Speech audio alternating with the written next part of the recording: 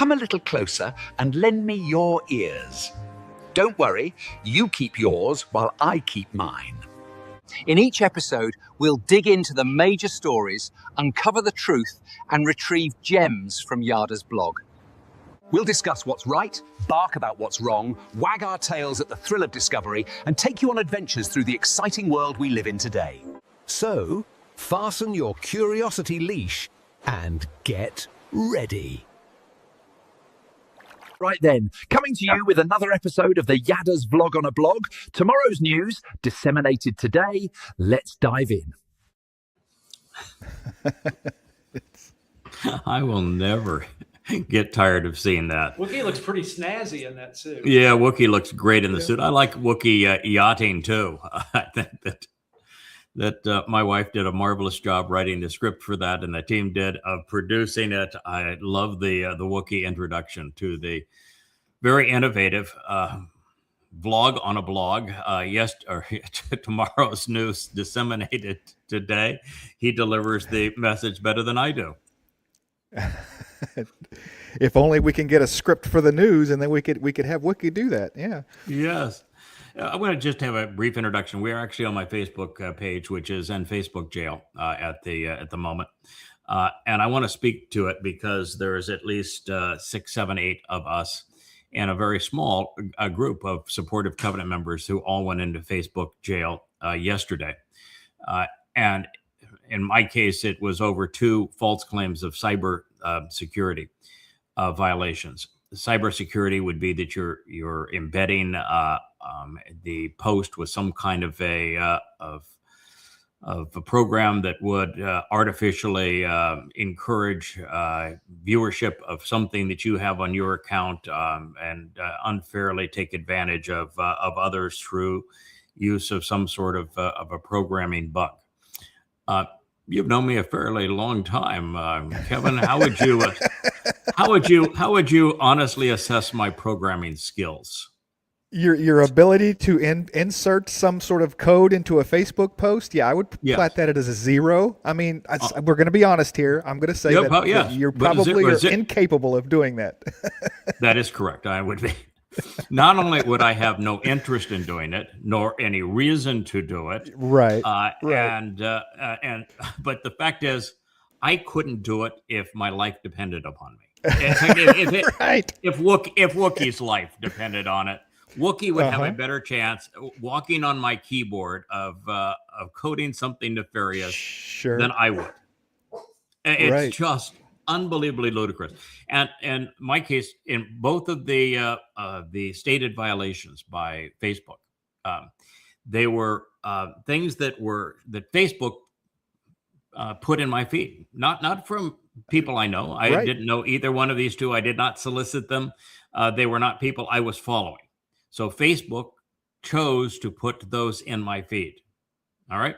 Mm-hmm. And when they did so, all I did was counter the post. I said, this post, the information on this post is incorrect. So rather than even promoting it or touting it, what Facebook put in my feed unsolicited, I challenged it and said, this is incorrect. And that is a violation of their cybersecurity rules. If that is the case, then one of 2 things, or one of several things, is dreadfully amiss at Facebook. Their programming or bias for their computers that are making these determinations is exceedingly faulty. Sure. Which there is no excuse for that. They're running a company that is valued into the hundreds of billions of dollars.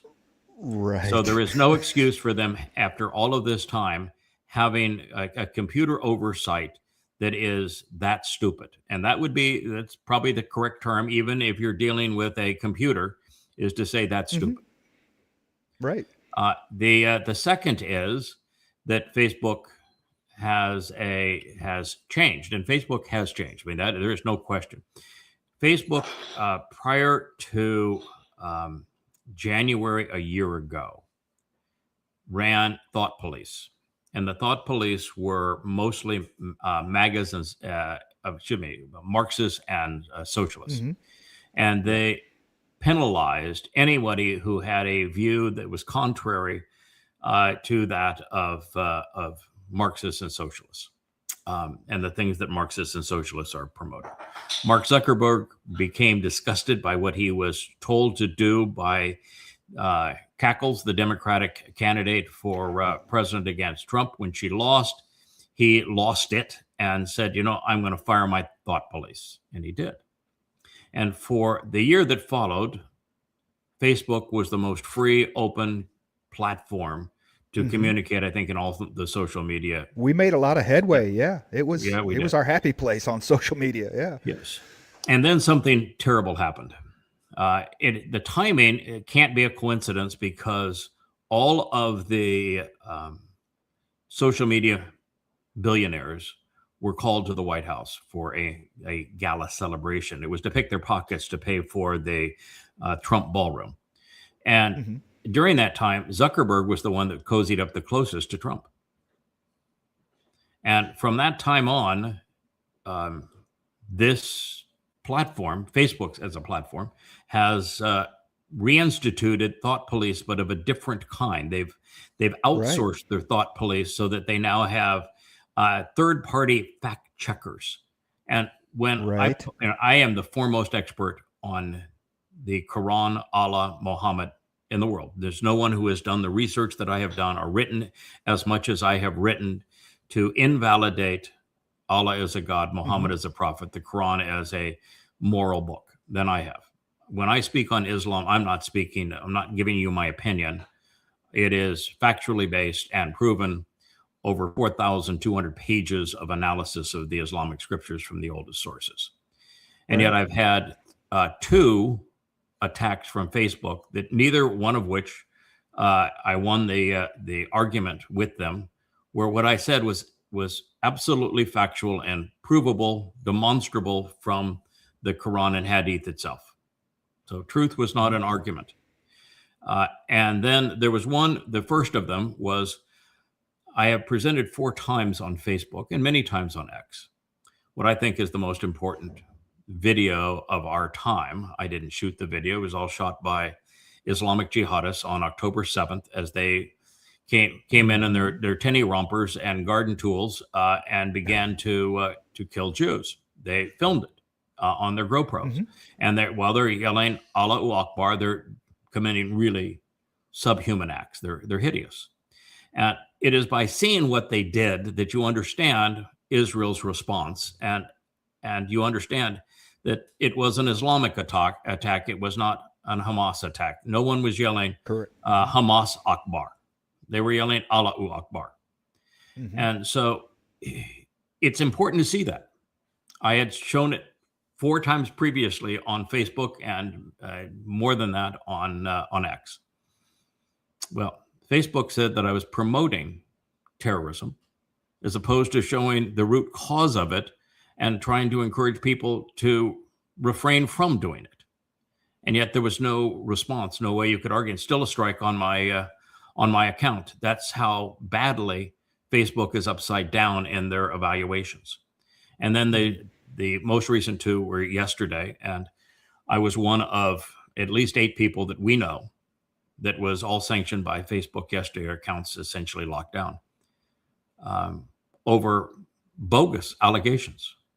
And there's no way to communicate with Facebook. Facebook reminds me a lot like doing business with Tesla. I'm a Tesla solar customer. Even if you're an installer, you can't talk to Tesla. There is absolutely no way to have any customer service whatsoever there. And Tesla Starlink is the same way. You can talk to a chat bot. Oh yeah, but it's all you can do is talk to AI. Right. There is impossible to get a solution when they have no customer service. Same thing with Facebook. There's 0 customer service. You pay for the service, but there is no way to air grievances when that service fails. So it's a terrible situation. So Facebook is disintegrating. X was exceedingly biased this time about a year and a half ago. We go back, it was exceedingly biased. same way as Facebook was with their thought police. Elon Musk bought it at a time we thought he was doing all of us a favor, because even though he was a liberal, he was so upset with his son's transgender surgery that he went to the other side just because he despised progressives advancing transgender. And I, as a parent, I can understand that. In fact, I was even supportive of his motivation for doing so. But then he went the next step, and he spent $300 million getting Donald Trump elected president as opposed to convicted and jailed. He went full magatard. You never go full magatard. He went full magatard. And then when he went full magatard, he went childish. It went like, you had a 40-year-old man and a 5-year-old body. He just absolutely lost it. And then he did the whole Doge thing in a way that was obvious that it was going to fail. And all it was public relations. And he made a huge mess, and he destroyed his reputation.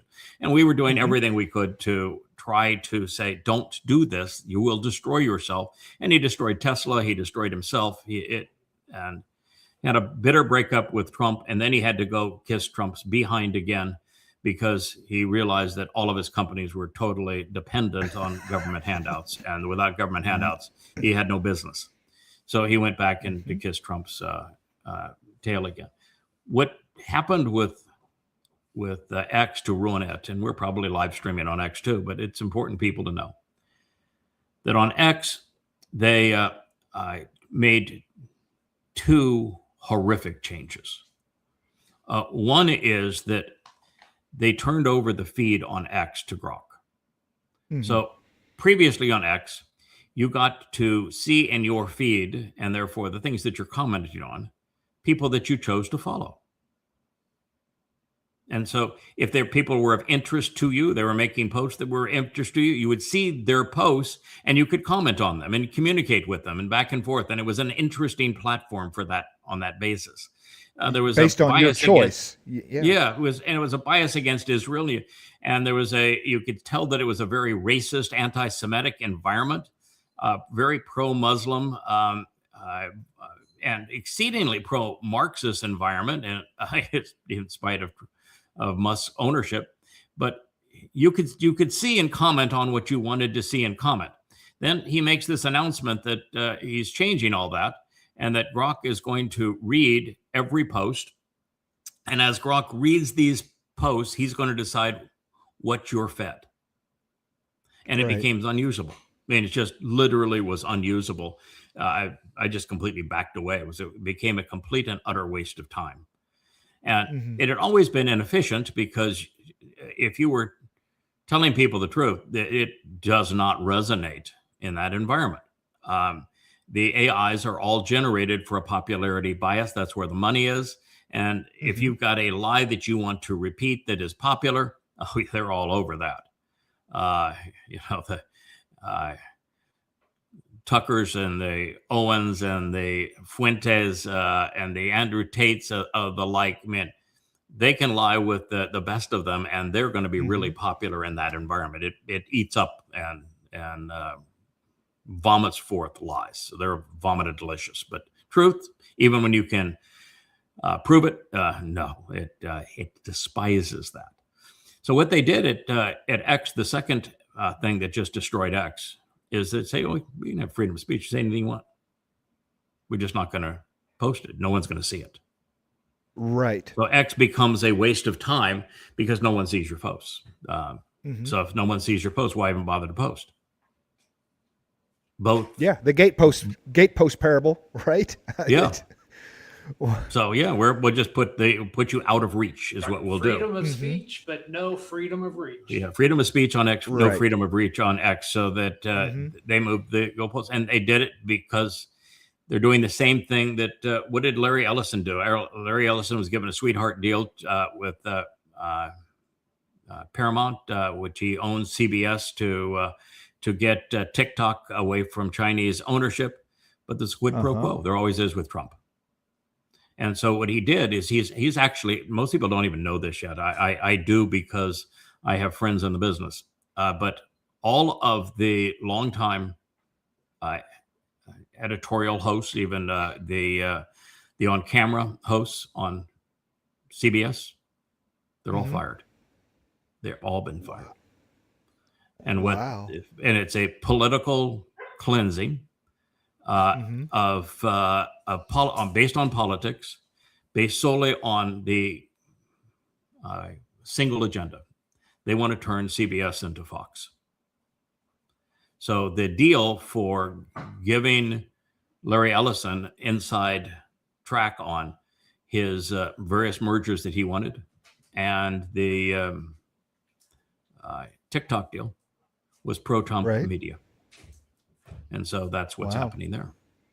And then you look at Amazon. He's so far up Trump's behind. It's ridiculous. And Bezos, a liberal, he owns the Washington Post. Yeah. But he's tamed the Washington Post. So now when you see articles, it's very seldom the Washington Post will criticize as aggressively Trump or he funded and produced the stupid movie, the Trump mommy movie or whatever, Melania, I mean, how much more in someone's backside do you have to get to do something stupid? A $70 million bribe.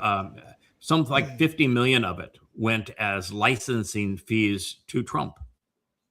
It was an outright bribe. Sure. And then supported his Trump ballroom. And so you have Bezos with Amazon. You have Google drinking out of the same trough. Now you've got Mark Zuckerberg doing the same thing. And the deal is that, and it got out early on, that there's the easy way and the hard way. You can either capitulate and you report what I want you to report, or we'll do it the hard way. The easy way is I'll go easy on you, and we'll be drinking out of the same bribe trough. And if you go it the hard way, I'm going to turn the full impact of the U.S. government. You'll be sued every which way. You'll get nothing done, and you'll be harassed. So you want to do it the easy way, you want to do it the hard way. That's the president we have of the United States, and that's what's happened to social media. So, and the end result of all of this is we have an exceedingly effective website. It's yadayada.com.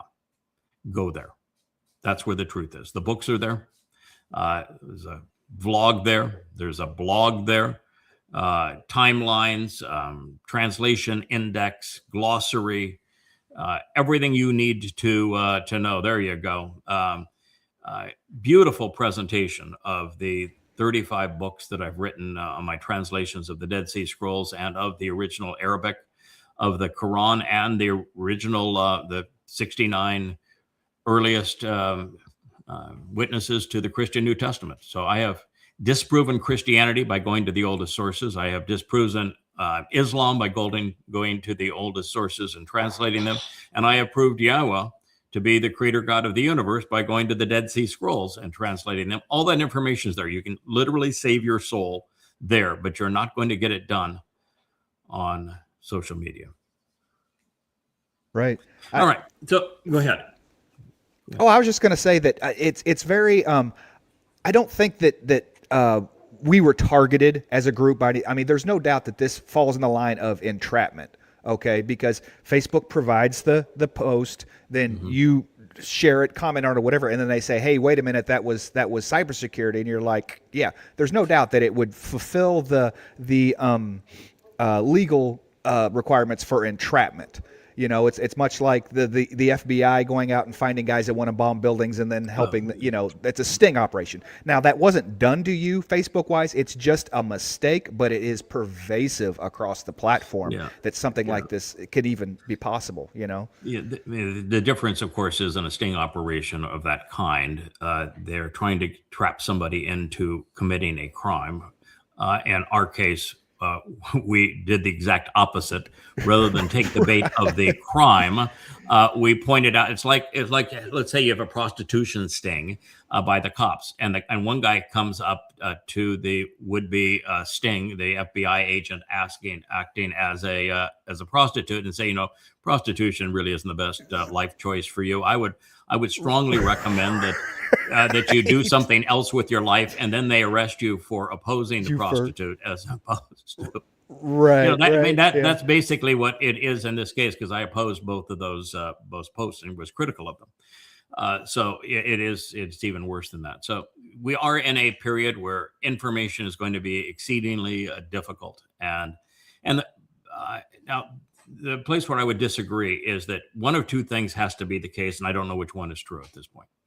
To have so many as a percentage of our little group that is pro-Yahweh brought down on the same day,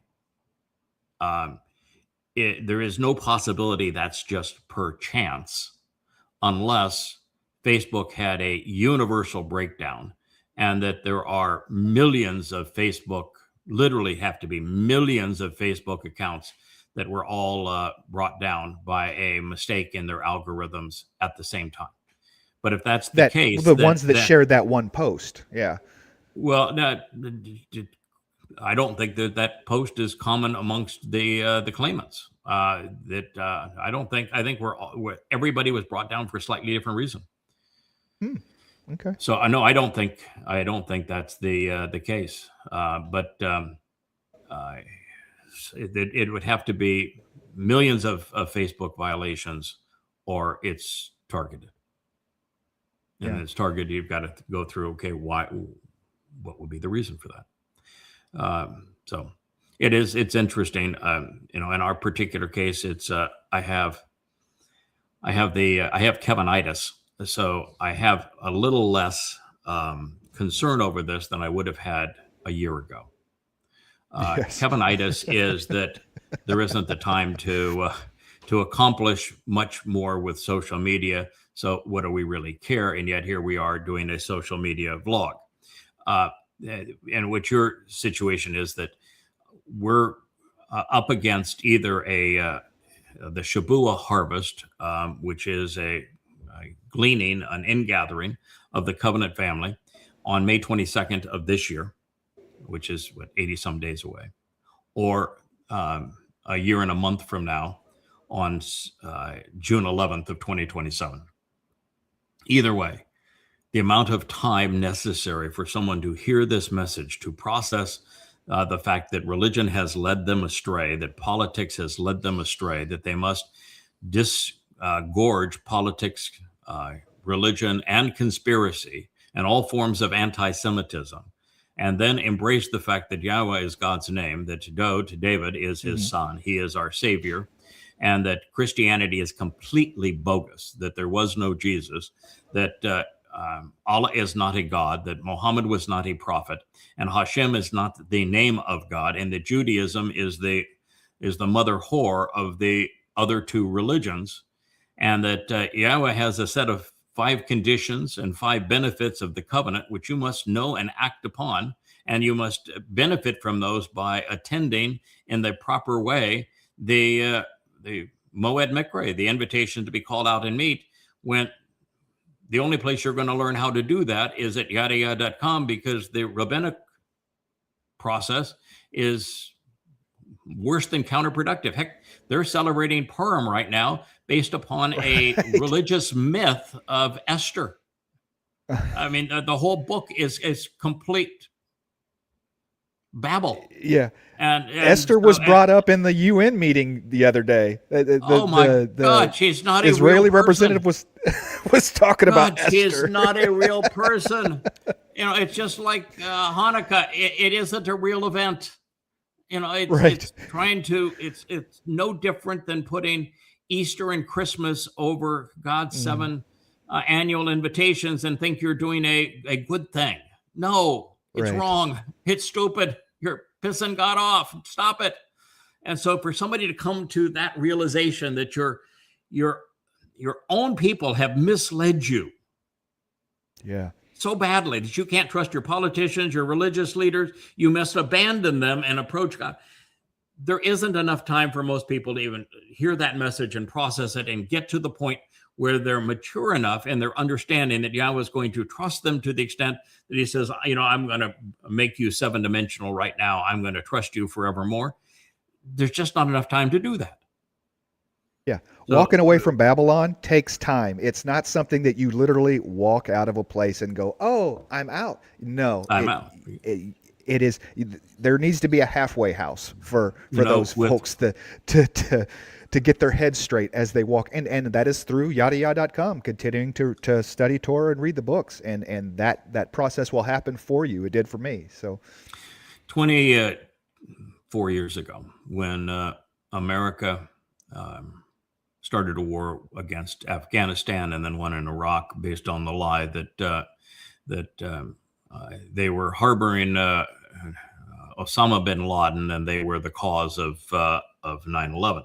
Was not a single 9/11 perpetrator that was from Afghanistan or Iraq, and it had nothing to do with Iran or Iraq or Afghanistan. Not a single person. And so the whole thing was just based on lies. And at the time, I had just completed Tea with Terrorists about my meeting with Al Qaeda, and had writing Prophet of Doom, and did 5,000 radio shows to condemn America's invasion of Afghanistan and Iraq, and said that both of these two are going to be disasters. We're making a bad situation worse because we got no clue what we're doing, and that the actual foe is Islam, and that the world is unaware of it. And I have written now books to explain what the truth actually is.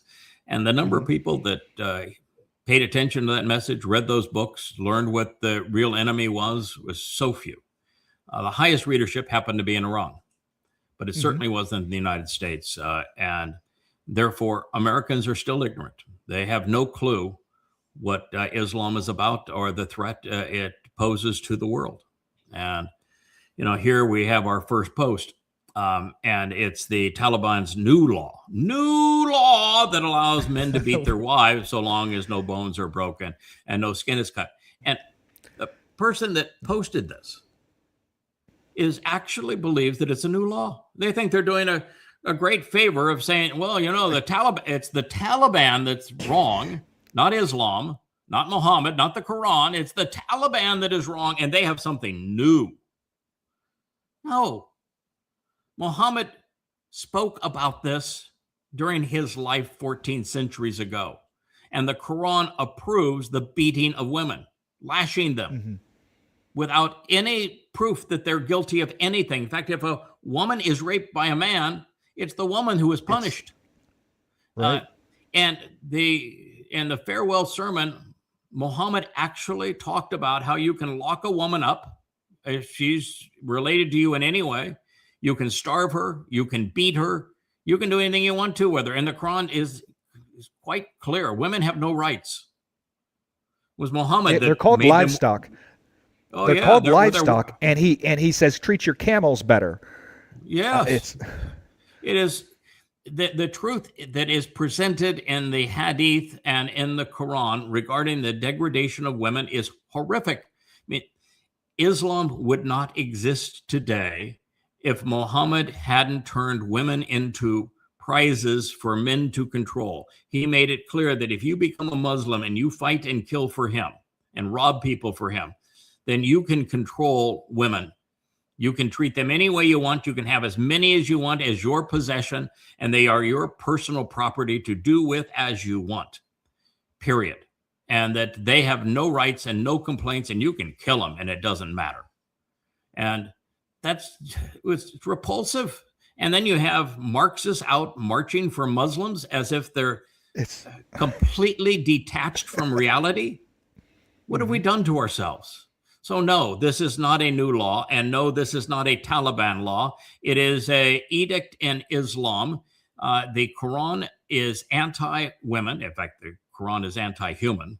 And Muhammad was exceedingly abusive of women. He was a pedophile. He was a rapist. I mean, you don't get any worse than that. Well, I guess you could be Donald Trump. No, Muhammad was worse than Trump. Although by the time that Trump is finished, he'll be worse than Muhammad. But at this point, Muhammad had him beat. it's this is some kind of kinder, gentler idea of Islam, when it doesn't. Once again, it's Islam. You beat a woman with a stick, without a stick, whatever, in Abu Dhabi, in Saudi Arabia, in any of these Western-ish, that aren't as backwards Islam, you're still not going to jail. No. There's still no law against it. So, yeah. No, in fact, you cannot convict a Muslim for beating his wife or his daughter or anybody else because Muhammad did it. And because Muhammad did it, it can't be illegal in an Islamic country. Pedophilia is not Islamic, is not illegal in any Islamic country. This sex trade with human trafficking against women is not illegal in any Islamic country because it can't be, because Muhammad did it. And if Muhammad did it, it has to be considered halal. Yeah. So no, it's the problem is the religion. And so long as we tolerate Islam, this will continue to happen. Women will be degraded and beaten. And for today's Marxists and socialists and progressives to be promoting this religion because they can attack Israel with it is the reason they do it. But it just shows how morally bankrupt both the Marxists, socialists are, and the religious are, and how universally ignorant humanity has become when we have a clue as to the fact that this is not a Taliban law and it isn't new. And we don't know that Muhammad is the one who established this and Allah is the one that supported it. Yeah, it reminds me a little of the old Irish rule of thumb, and that's steeped in Christianity. So, yeah, here's just an interesting post on Claude. There are a lot of LLMs out there. Claude is one of the first. Probably the best known is the chatbot. Would you say is probably the best known of them? Yeah. Yeah, ChatGPT. So, they're direct competitors with ChatGPT. Yeah, this is Anthropic's. Right. One of their LLMs. And then Grok at both XAI and at X. And then there's variations of them that are used by Facebook and other. Facebook has their own LLM. And they're spending, the one article I read that just Google's new data warehouse for all of this kind of stuff is now approaching $1 trillion. People don't spend that kind of money for anything other than to make money. And the only way you can make money on one of these is to have it give people the answers they want. Not, if they want to create a video showing that Tel Aviv is being hammered with Islamic missiles and they can scream Allahu Akbar, that's what it'll do. If they're looking for validation that Muhammad was a great man and a great prophet, it's going to tell them that. If they're looking for validation that there really was a Jesus Christ, he was a really good guy, it will tell them that. Marxism, is it a really effective means of social justice and prosperity? It'll tell them that. It'll tell them whatever lie that is popular, because that's the only way that they're going to make money. Temple prostitutes.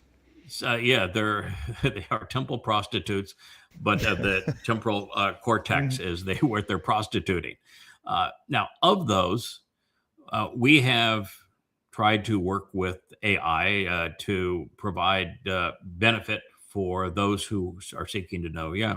There's only one AI that we have been able to harness to the point that it will be thoughtful and responsive. It's the one that Trump hates the most, Claude. And Anthropic is one of the only LLM companies that has gone out of their way because they understand the dangers of what this truly is. Yes. They don't understand how it completely works. None of them do. But, they founded Anthropic from ChatGPT, but executives walked away because they saw how careless the ChatGPT people are doing. It's all for shareholder value for those guys. That's all they care about. Yeah, it's frightening what AI is doing. It's the last vestige of intelligence is probably 2 generations lost in the world. I think we already have this most recent generation is so indoctrinated and so self-entitled, and they are clueless. There is really no even pretense of being able to make intelligent, reasoned decisions or contribute anything worthwhile to society. And then the integration of AI, so that the first time somebody does, they don't know an answer, they go ask their favorite AI, and it just spews out whatever popular appeal. It does not do actual research or thinking, and it's a great danger. And right now they're into self-preservation mode, and it's going to turn out really nasty with AI. It's degrading people. And then you look at the AI revolution now in these robots. The reality is those robots are only going to be good for 2 things. You're not going to find robots in homes. Consumers are not going to buy them. They are no Rosie. No, they're not going to make my bed. No, you're not going to spend 50 grand or 75 grand to have a dust collector in your home because it can't do squat. And it wouldn't even be a decent value at that rate, even if it could wash the dishes without breaking them or about being a complete annoyance. But they're going to replace the most menial workers in places of distribution centers like Amazon and really simple assembly factories. They'll replace them so people won't be working. And they'll serve as police and as army combatants. Great. What a wonderful use for AI. Right. It's never going to work. Yeah. Oh, they can drive automated taxis so that you don't have a person that actually makes a living at it anymore. Until they get not smart enough, but they're going to create the illusion that they have intelligence because they've made these systems so much bigger. In the end, the entire corpus of humanity is already in the LLMs. Yeah. And the majority of our history is not all the wonderful achievements. It's our entire depravity of what we've done to humanity. That's the majority of the corpus. Yeah. Intelligence is a very rare commodity, and how one processes information and filters it through life experiences and makes the proper connections to find the common denominators and understands the statistical analysis on trying to deduce conclusions that are evidence-based and to find fallacy. And even understanding the rules of rhetoric.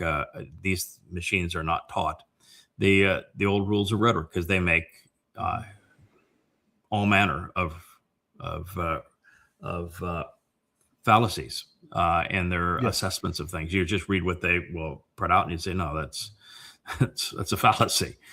So I just don't see it ever serving much of a purpose beyond it's decent at research. If you're a lawyer and you don't want to have to hire somebody to read through the interrogatories, you can have them look for patterns that you want. If it's mechanical, if it's geometric, it's something foundationally, it can watch a pattern. It does quite well with that.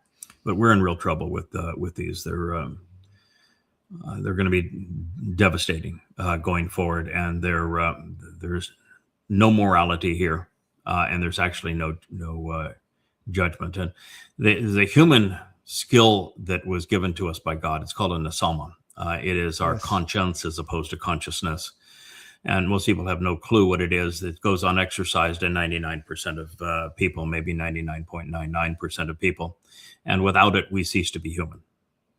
Mm-hmm. We're just like any other kind of dumb animal. And that's, for the most part, what you see around the world. Personally, I always value the neshama over a nepesh. I mean, it's dogs, cats, if it moves, it has a nepesh. But humans were the thing that was given from God, a neshama that no other creature has. I mean, that is the in our image, type thing. And for me to not use that gift, to not exercise it tonight, make it as strong and as powerful as possible is just the absolute worst thing you can do. You know, I mean, it's just a lost opportunity. Yeah, the thing that I think that I have contributed the most in all of the writings, the 35 books that are at yadayad.com and all the things we've done on these shows is to try to highlight the value of making the kind of connections so that you can actually understand what's happening around you, as opposed to even the next step for most people that they don't know.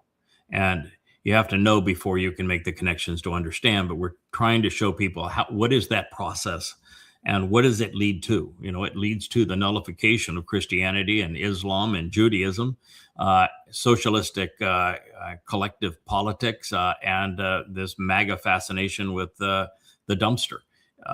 Reasoned thinking leads you to a place where there are very few people, thought processes that you could say are worthy, moral, true, correct, verifiable.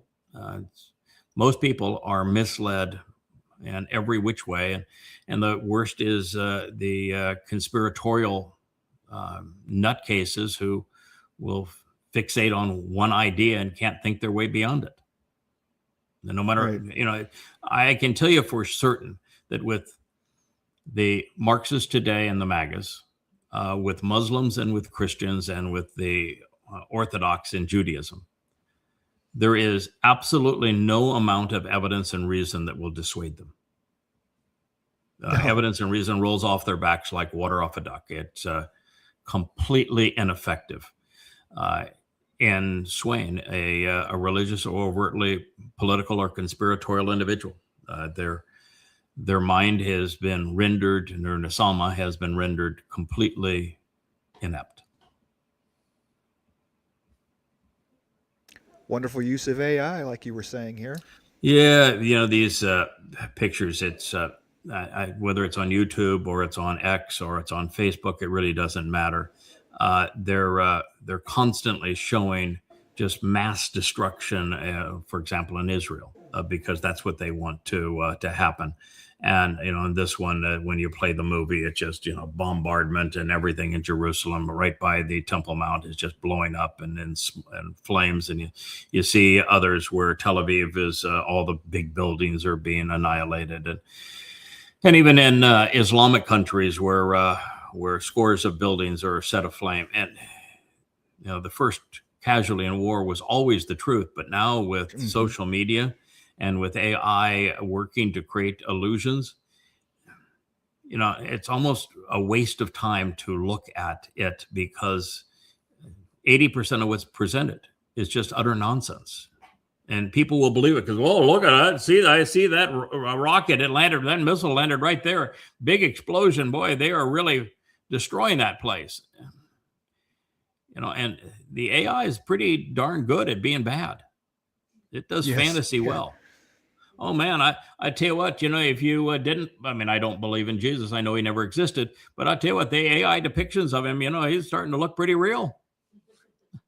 I mean, the myth of Jesus becomes a more believable myth because of what they're doing with AI. Yes. He can he can perform miracles on AI. I think that's the next step when they fold it in with Project Bluebeam. Well, I mean, something like that has to exist at some point. They do the drone shows in the air where they, you know, that look like fireworks now, and they do these big things that's holographically that will look real, to be able to put things real looking in the sky is really going to mess with people. You know, it's not far off. Because now they're putting. Can you imagine 20 years old? Yeah, now they're putting them in the skies of AI depictions of places around the world. You know. And AI, Allah really is Akbar. Reality, no, not so much Akbar. But in AI, boy, you can make Allah Akbar, and they'll scream it. Akbar means greater or great, by the way. And Allah's not Akbar. But, you know, in AI, you can make Jesus look real. You can make Allah look real.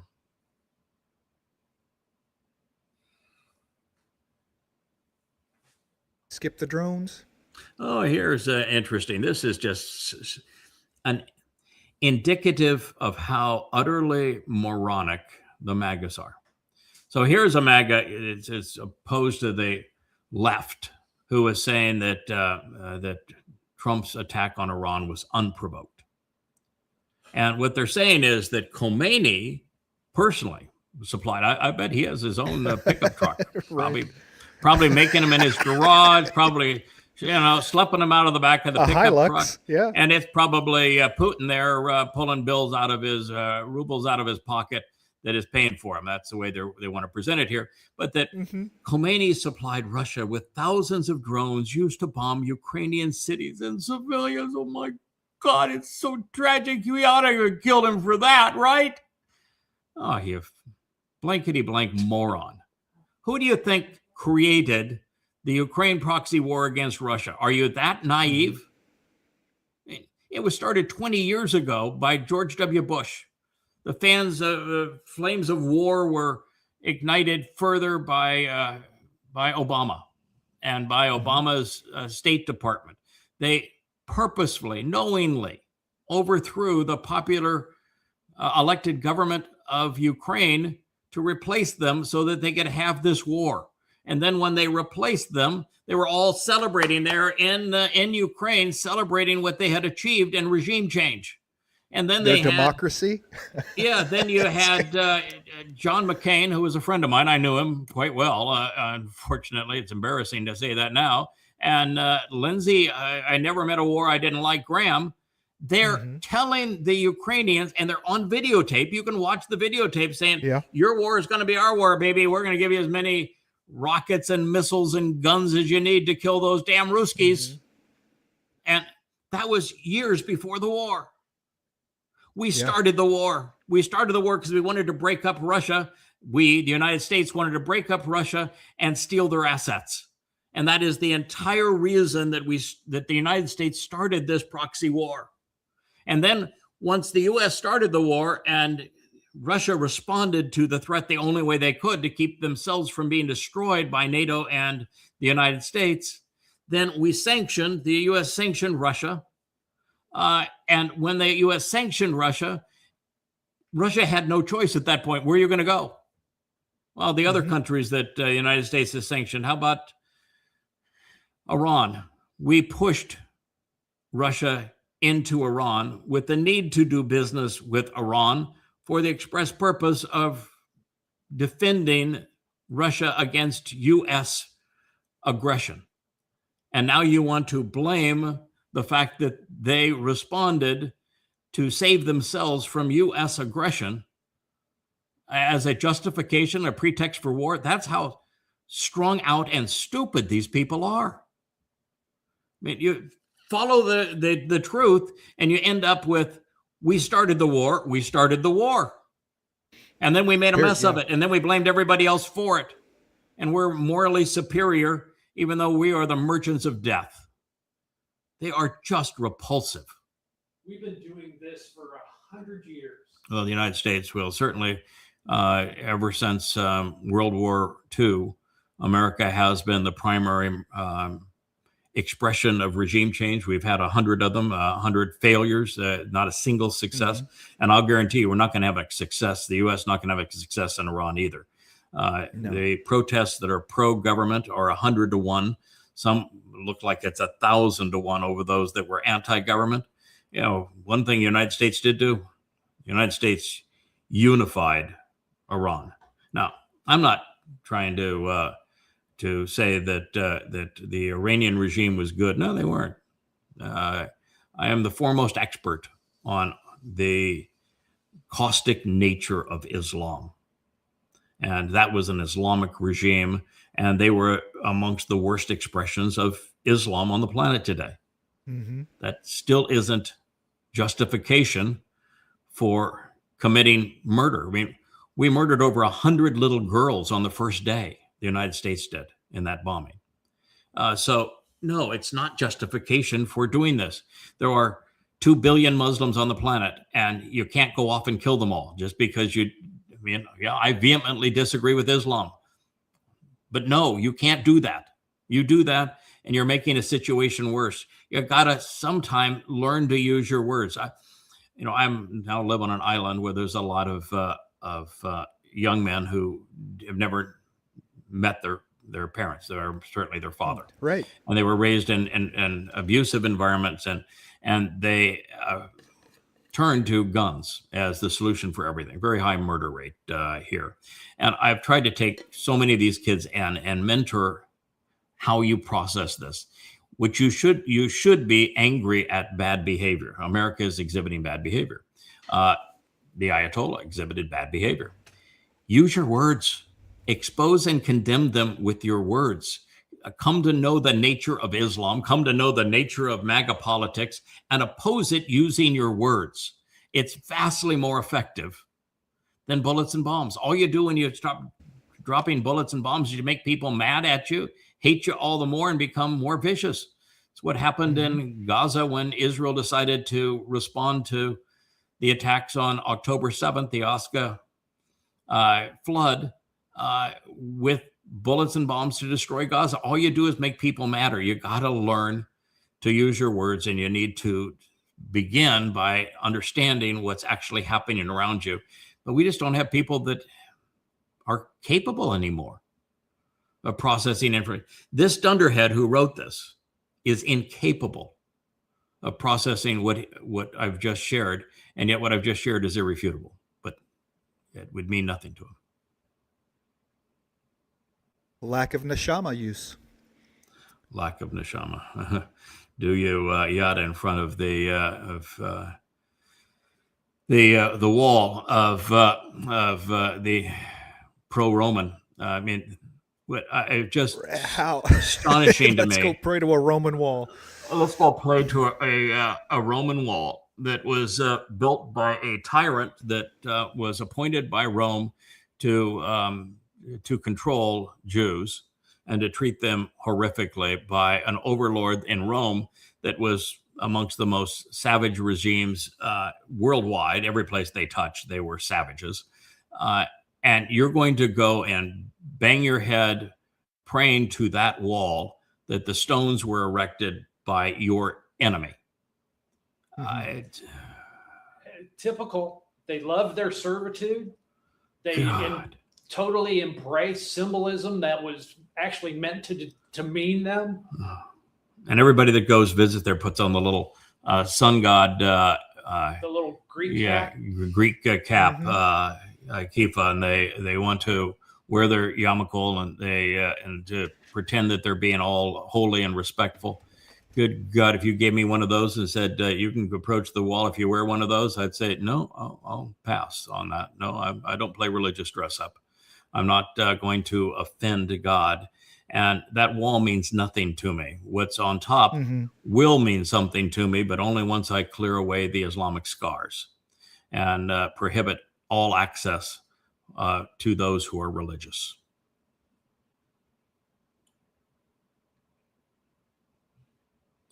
Oh, yeah, here's an the math interesting of air thing. defense. Yeah, the math of air defense. So they're saying that there were 541 drones. There were 2 cruise missiles and 165 ballistic missiles, and they shot down 90% of those, 95% of those. Okay, the United States, was the supplier of interceptors, hasn't made that many interceptors in the last 5 years. So where the numbers come from? Because that's not possible. That's the problem that Israel is in and the United States is in. The ships that are off the coast of Iran have been attacked by drones and some unsophisticated missiles at this point. And you should see the barrage they're firing at them. Well, those ships only have a very limited supply. And they're going to take out the first drone and the first missile and the second drone and the second missile. But the third and fourth, they're running out of ammunition, and there's 100 of them coming. They can't defend against that. And the fact is that Israel's in the same spot, that Israel's doing a marvelous job of taking the majority of the Iranian drones, missiles, and rockets out of the air before they're hitting. But they're typically sending 2 interceptors per missile. The interceptors are 50 times more expensive than the missile. And so you're going to lose economically. And the supplier of those things is, makes 200 a year for the world, including for themselves. Right. I mean, no, the math doesn't work here. So somebody is lying, and somebody didn't do the math when they decided, let's go attack Iran again. Gee, it'll be fun. No, it won't be fun. You cannot achieve anything by attacking Iran again. Nothing. I mean, it's a country of 90 million people. It's the size of Western Europe. You have a 0% chance that you're going to put boots on the ground and try to occupy them. That would be suicidal. You're not going to get regime change by bombing them. So what's the point? You claimed the last time that you had annihilated their nuclear program, and then you're negotiating to eliminate their nuclear program, and then you're saying, I'm going to declare war on you, and you're bombing them because of their nuclear program. What is it? Are you lying now, or did you lie back then, or are you just lying all the time? Right. No, it's just it's definitely C. We're lying all the time. Yeah, I mean, I am opposed to Islamic theocracies. I think that the whole group of them, Qatar, United Arab Emirates, Kuwait, Saudi Arabia, Jordan, Syria, Turkey, you name it, Iran, Iraq, which we gave to Iran, they are all have a government that's based upon an exceedingly deadly, destructive, diabolical religion. And therefore, they are to be quarantined and avoided at all cost. But quarantining them, opposing them with your words, is very different than annihilating them and going off and making war with them and going off and killing little girls. So the whole approach here is wrong. And quarantine is quarantine. That means not giving them money for oil, not using their oil assets. I mean, no. We want this from your. Oh God, we made them so rich. It's disgusting. It's disgusting, and we sold them all manner of weapons. No, quarantine means quarantine. There has never been a deadlier pathogen to infect humanity than Islam. Second onto it happens to be Marxism in terms of its destructive and deadly nature. Right. And if you do not quarantine something this deadly, it will infect and destroy all life. And that is what is happening. And quarantine means you don't allow them into your country, but you don't go kill them in their country. You just say, you stay in your country. We'll stay in our country. I mean, I'm actually pro migration of people, but not when they bring this pathogen in. And I'm going to say I'm the foremost expert on the pathogen. You disagree with me? Go read the 5 volumes of Goddamn Religion, then let's talk, so that you know what I know. But until you know what I know, you're not in a position to talk. And that means you don't do business with them. You don't buy their oil, and you don't sell them weapons. Yeah, they're going to go kill each other, but they're going to use swords and sticks and stones. Yes. They're not going to be using our weapons to go kill Jews or anybody else. They won't be flying our planes into our buildings either.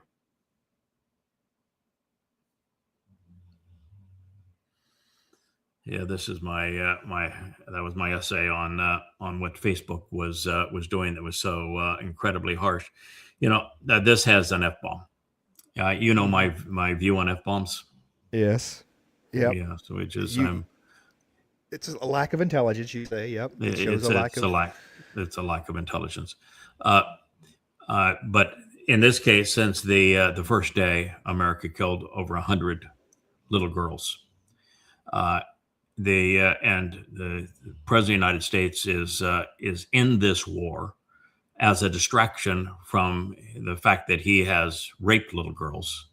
Mm-hmm. If there ever was the use for an F-bomb, bomb them or them, this is it. So we've finally met my match where I have to acquiesce and say, all right, that isn't that's a legitimate use of the F-bomb.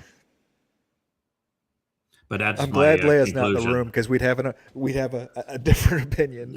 You have a different take. She finds the F-bomb is a very effective verb and highly effective adjective. Yes, and I keep on saying, no, it isn't. It's a sign that of a lack of intelligence, and you're an intelligent woman. You should not ever resort to using it. Although, as I said, I was corrected there. That was a good use of it. Oh, I'm just hoping that this is a hoax and not true. But it's nonetheless true in the sense that even if it isn't a hoax, and that the Jerusalem Post actually did this, and the Jerusalem Post is exceedingly liberal, so it seems odd that this would occur. But let's just pretend that it whether it's there or not there. The fact is that we've just done a study. That was our Friday night program. Our last program was on Rahab. Rahab is a satanic figure that is a human, that's possessed by Satan, that is the great betrayer of Israel, that emerges in the last days. He is egomaniacal. He is sexually perverted. He is exceedingly destructive. He is definitely and unequivocally possessed by and inseparable from Satan himself. And that he is the one who sets Israel up so that Israel trusts him. He's considered exceedingly popular in Israel, so that Israel celebrates him when he is betraying Israel. And when it all comes down and Israel said, wait, well, we trusted you to protect us. You gave us your word. And he stands aside and lets them be annihilated. That is Rahab. He is mentioned in two of the Psalms, the 89th and one of them written by the sons of Korah. And he, I think the 38th, does that ring a bell? Somewhere in that range. And then he is mentioned twice in Isaiah. Mm-hmm. And that is Rahab right there. That is who you're looking at. He is Rahab. He is, he and Satan now are inseparable. So you're looking at the face of Satan, and he is the great betrayer of Israel. This is the person that God said is going to be the most damning, damaging, deadly influence ever on Israel. And yet he also said that Israelis would love him. They love who they should hate. They hate who they should love. On your first point, I can tell you that that is an AI generated picture of Rahab. Okay, that is not his picture. But isn't it insane that, remember the old days when Proof of Life used to be Show Today's newspaper, and take a picture and send it to somebody, the kidnappers, yes. Right? And you can't even believe this thing that looks like a newspaper, right? Because could be an AI generated image completely, that it's not the Jerusalem Post, That's just crazy how far we've fallen into not being able to trust anything. And my view is that that, as I said, whether it's a fake, whether it's an ad, whether it's a special run, or was actually an accurate depiction, what the prophets say, and you can do polling of Israelis. Israelis are overwhelmingly in favor of this war, which is suicidal to Israel. And they're overwhelmingly in favor of Donald Trump. Donald Trump has the highest popularity rating of anyone in the world among Israelis. And so they are literally doing what the prophet said. They're embracing and supporting the very people who are betraying them.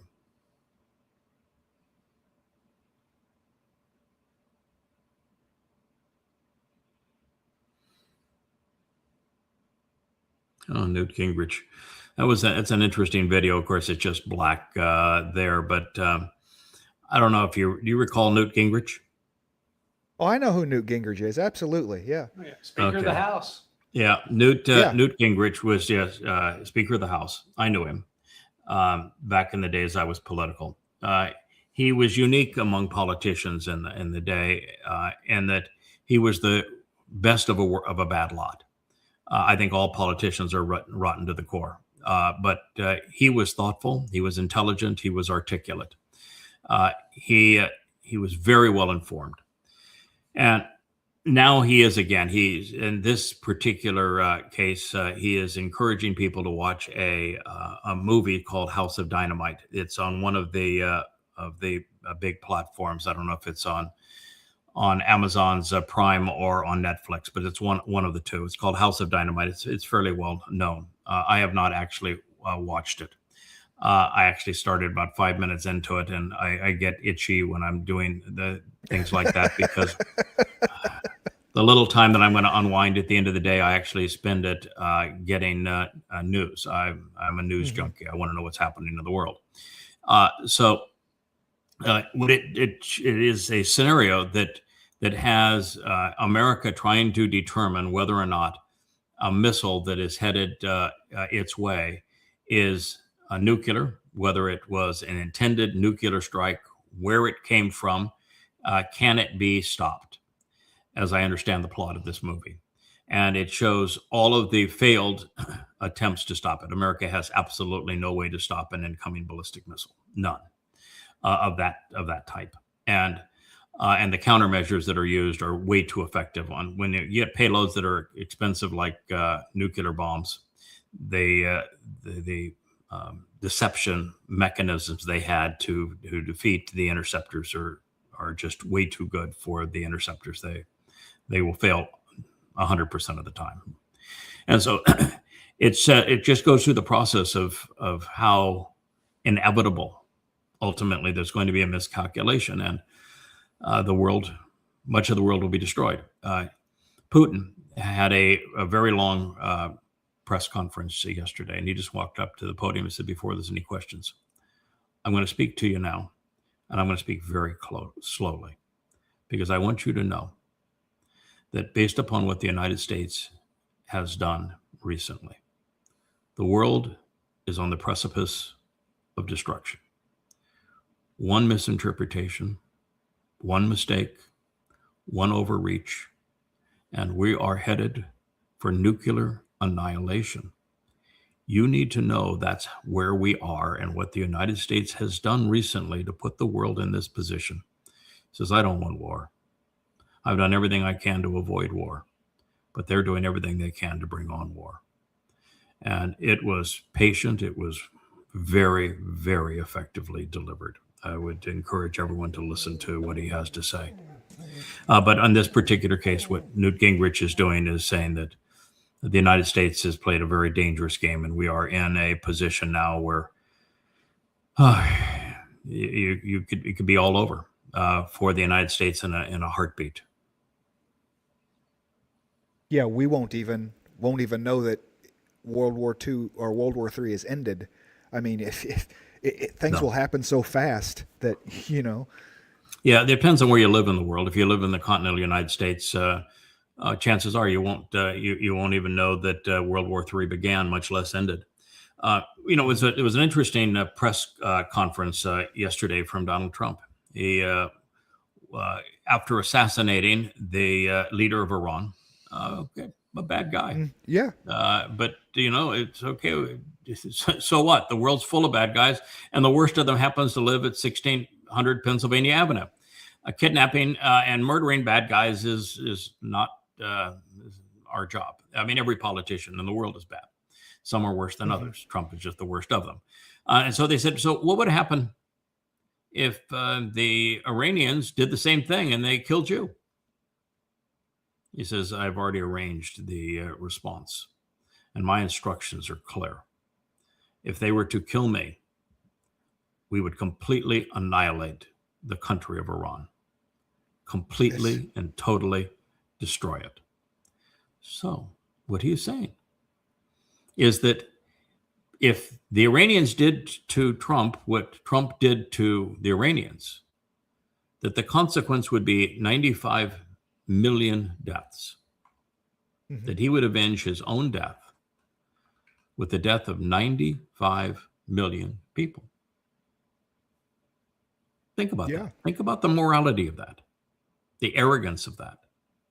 Oh, that's the first wave of 95 million people. I mean, because the counterstrike, the United States is going to lose billions of people. Well, he hasn't even thought of that. Millions. He hasn't even thought of that. No, of course he doesn't care. No, yeah. No, but just the calculus, I will kill. My instructions are to kill 95 million people if they kill me. One life. Yeah. The reprisal is 95 million. it doesn't. I'm sorry, morality doesn't work. He thinks he's that important, doesn't he? He thinks he's that important. He does. This fella here has a YouTube account. He's one of the new format on YouTube now, where the majority of the spokespeople are not real. Now, yes. This may be an automated version of him, an AI version of him, but now most of the presentations, somebody has written a script, the AI is reading the script, and it's an AI generated person delivering the script. That is where we've come. So even the people that you think you are receiving your news from, they aren't real. Now, in this particular case, this is one of the most prolific sources of information, of economic news, world military news, that sort of thing, and exceedingly insightful, right about half the time, dead wrong about half the time. But in this particular case, I think he is right, because Trump announced that he'll be talking to the Iranians, and the math works on him being right here. And what he's saying is that that the United States, on those naval vessels, because we couldn't use the bases of the Muslim countries, so we're all seaborne based, that the missiles, which exist of two kinds on that armada, they are defensive missiles and they are offensive missiles, and that both will be completely consumed within 4 days of war. And that the nearest supply, if we were to bring in literally hundreds and hundreds and hundreds of flights of C-5s and C-17s and the like into with Diego Garcia and the little island out there in the middle of the ocean, that if we were to bring them there in terms of hundreds and hundreds of flights, it is better part of a week cruise there and better part of a week back.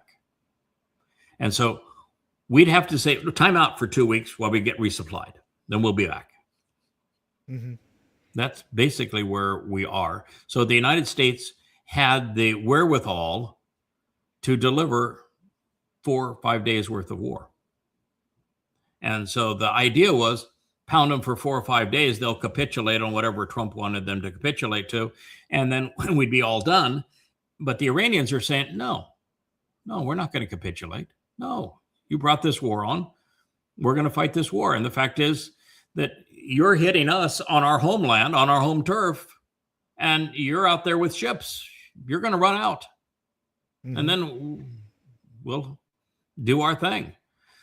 So that's his deal here, is to say that the plan was released from the White House on what the strategy was, or Mar-a-Lago, and that we only have 4 or 5 days worth of ability to fight, and then the Israelis are on their own. Good luck with that. That's what he's saying. And the Iranians have shown their ability and willingness to strike as far as Cyprus. They had a Shahed that struck, I don't know how much damage it did, but did manage to strike the British airfield or whatever that's there at Cyprus. They have been no problem striking inside of Iraq, Abu Dhabi, Saudi Arabia. Azerbaijan, even. Azerbaijan. Yeah, for the most part, they're striking U.S. bases in those places, but not exclusively. They hit a Saudi Arabian oil refinery. They hit several high-rise buildings in Abu Dhabi. They've hit civilian facilities, and of course, it puts the Muslim world in quite a conniption fit. Now, what do we do? What do we do now? Yeah, but they've the majority of their missiles have gone off to U.S. Bases, been heavily destructive to the U.S.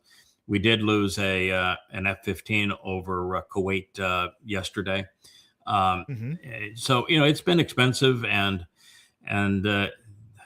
what are we bragging about? We sent 9 vessels of the Iranian naval to the bottom of the sea, and he's pounding his chest. And we killed 100 little girls. Oh boy, aren't we great? We assassinated a leader of a country. They're still closing the Strait of Hormuz. They're sinking ships, tankers in the Strait of Hormuz. Yeah, I think there's 4 of them that are ablaze, and the Strait of Hormuz is closed, and oil has gone from $50 to close to $100. It'll be at 120 in a few days. We out of our mind? I mean, the whole U.S. economy is prepped up by the illusion of petrodollars. So that's how we create the illusion we can print money to fund our deficit, is through petrodollars. And the petrodollars stop being petrodollars when the Strait of Hormuz is closed. That was an unforeseen consequence that everybody foresaw, but of course, the dumpster.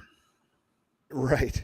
We're okay with it. So yeah, they're negotiating for a ceasefire now. The U.S. is, and Israel is, and Iran saying no. Why would we want a ceasefire? And one of the things we don't, until you study the underlying nature of a people, you're not in a position to really make intelligent conclusions about them, or until you've traveled around the world and gotten to know people in their natural habitat, which I've done. I've been in 175, almost 200 countries around the world. And I've studied, of course, Islam extensively, written more about Islam than anybody else. And what you need to know is that Muslims want to die for the cause. It's their only guaranteed way into the Islamic paradise, is to die as a martyr for the cause. So being a martyr, dying for Islam, being killed by a non-Muslim is the highest calling in Islam. So they have no problem with that. They're lining up for that opportunity for that.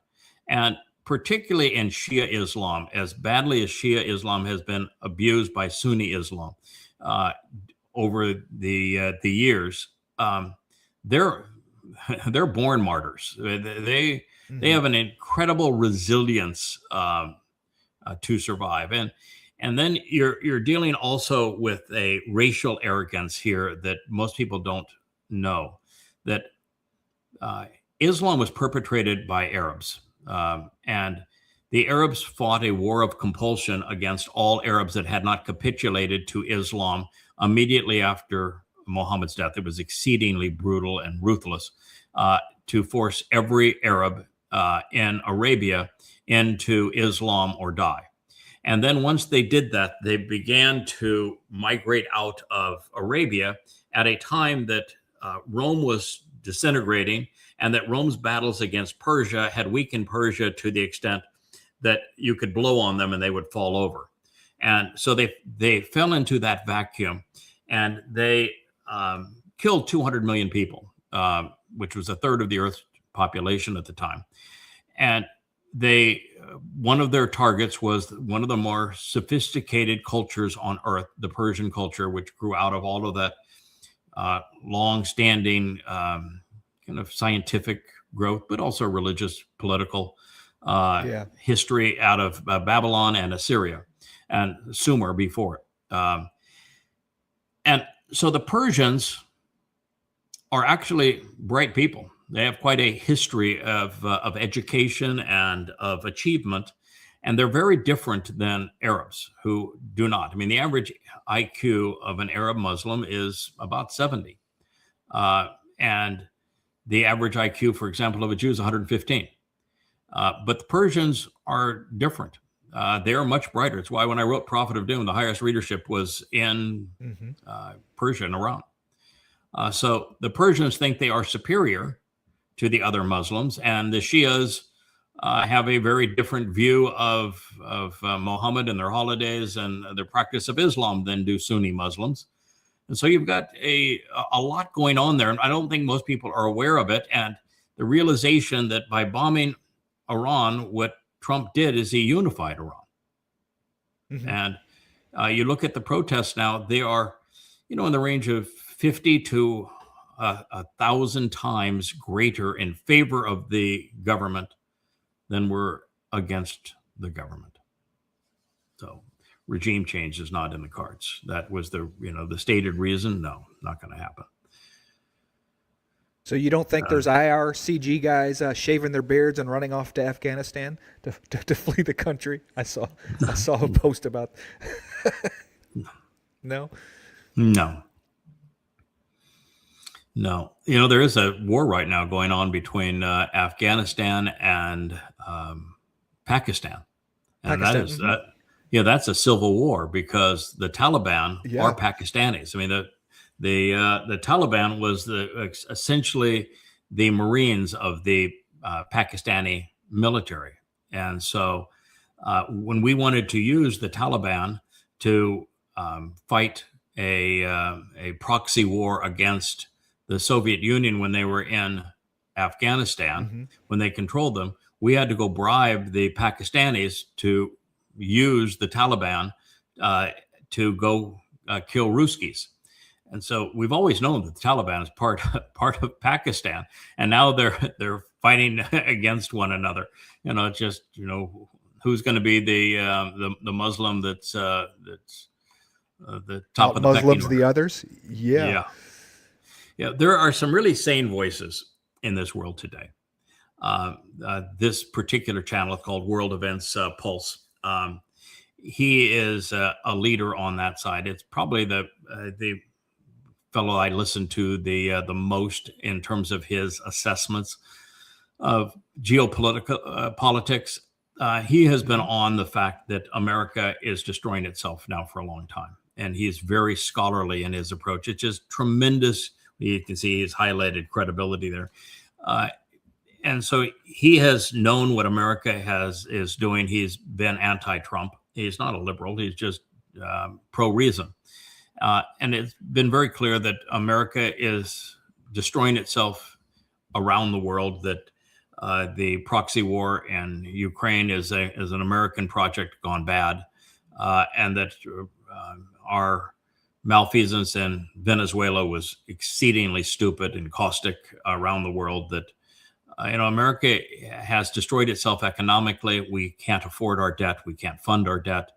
A ticking time bomb. And now this most recent blunder of the United States deciding Trump didn't even have congressional approval, which means he's acted in a way that's unconstitutional. It's treasonous to the U.S. Constitution. What he did. He has absolutely no right to declare war, and yet he did. And Republicans have no backbone, and so he's not being impeached, but he should be.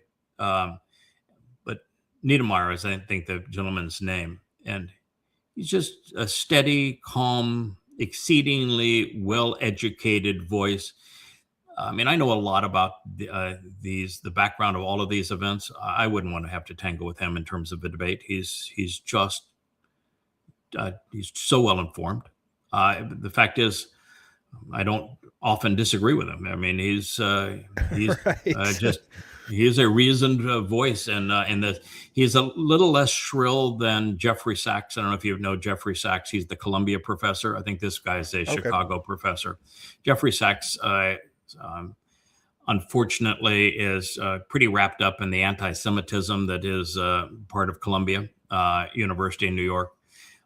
And while he was the first person, after I learned, and I started on speaking against what the United States was doing with Ukraine against Russia, back with the International Monetary Fund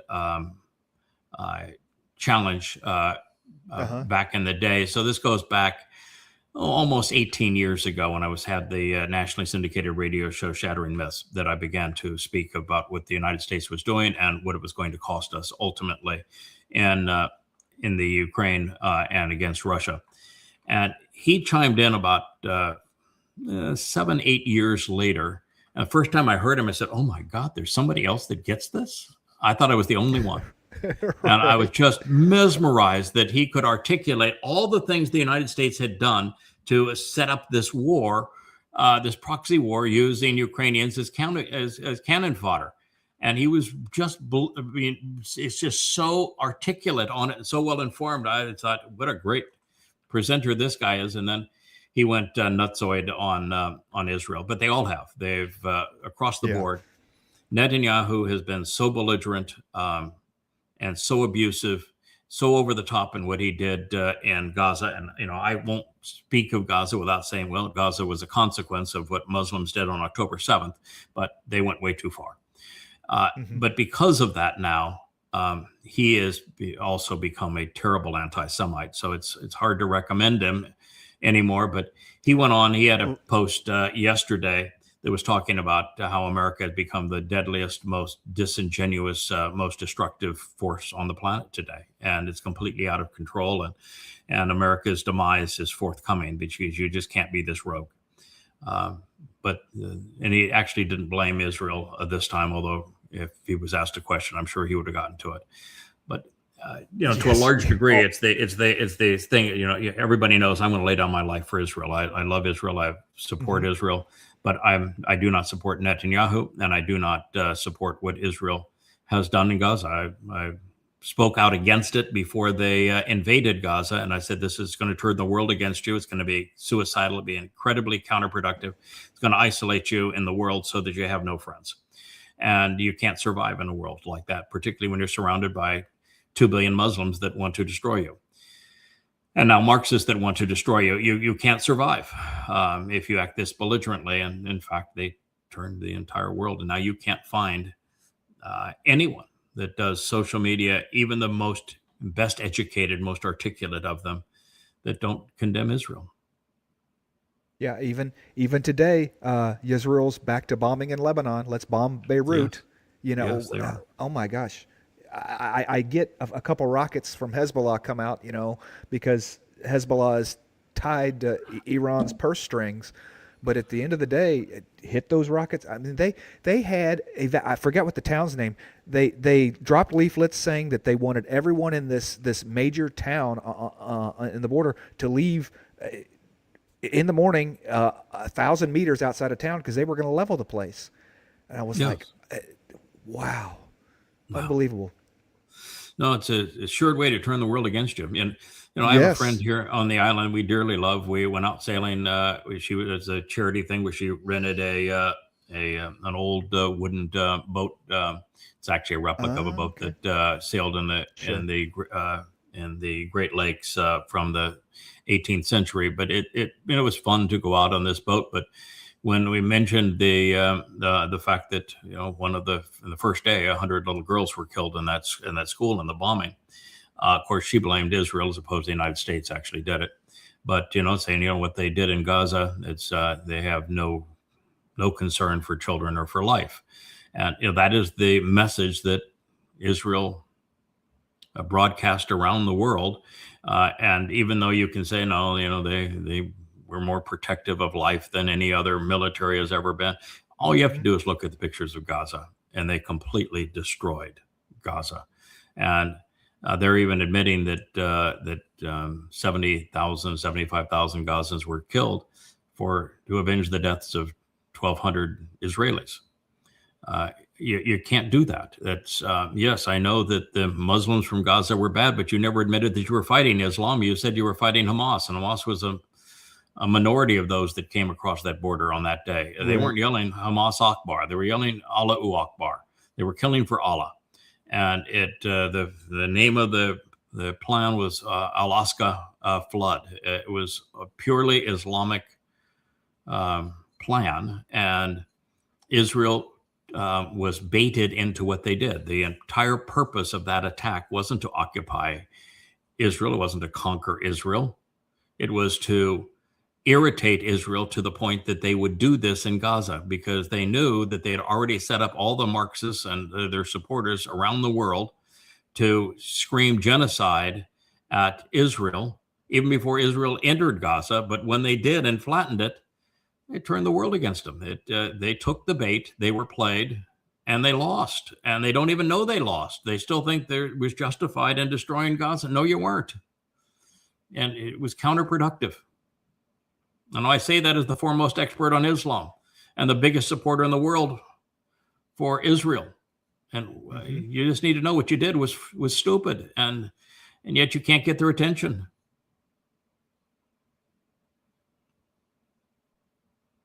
Need some Woody. Yeah, that was Woody Harrelson. Woody is not my favorite actor, but his friend is my favorite actor. And not that this is a news event, but he was introducing. I think the actor Harrison Ford's his name, but Harrison Ford won the Lifetime Achievement Award for actors in Hollywood. Would just act all-time or Lifetime Achievement Award in Hollywood among those who make movies. And Harrison Ford is one of my favorites because as a person, he's pretty real. I mean, we share a love of aviation, but what I liked about him is he played the character that I happen to like the best. Indiana Jones and also Han Solo are what's called lovable rogues. A lovable rogue is a guy that has lots of flaws, and he learned from his mistakes. But in the end, he comes through, and he sees it through in the end, even though he gives up along the way and trips over his own tongue and his own feet. He's a Dodian character, like King Dode and Israel. He is, I would consider myself to be somewhat of a lovable rogue, at least for those people who love the cause that I fight for. We're a little rough around the edges, but we're genuine. We ultimately get the job done. I love that kind of character. That was Indiana Jones. That character. It was love. It was the character of Han Solo in the Star Wars series, and he played it in many other movies. He just brought that character to life, and I think it's a worthy character for us to know. We don't have to be perfect to make a difference. We have to be genuine. We have to have character. We have to stand up when it counts. We have to learn from our mistakes. That was the Harrison Ford character that almost no matter what movie he did, that was the character he played. And as a person, he's been really good about protecting his brand as well. Him and Kevin Costner are two that you really have a tough time finding something bad to say about them as people. They stay out of politics. They stay out of, you don't really know a lot about them. And so they maintain that likability, throughout all of their characters. Where some actors will just, De Niro will just go right off the rails. Yeah, it'd be true up to a point. Now when we hear Harrison Ford has come out very strongly against Trump. He says, "This is man that scares me to death. He is exceedingly dangerous. He is absolutely out of control," and he's right.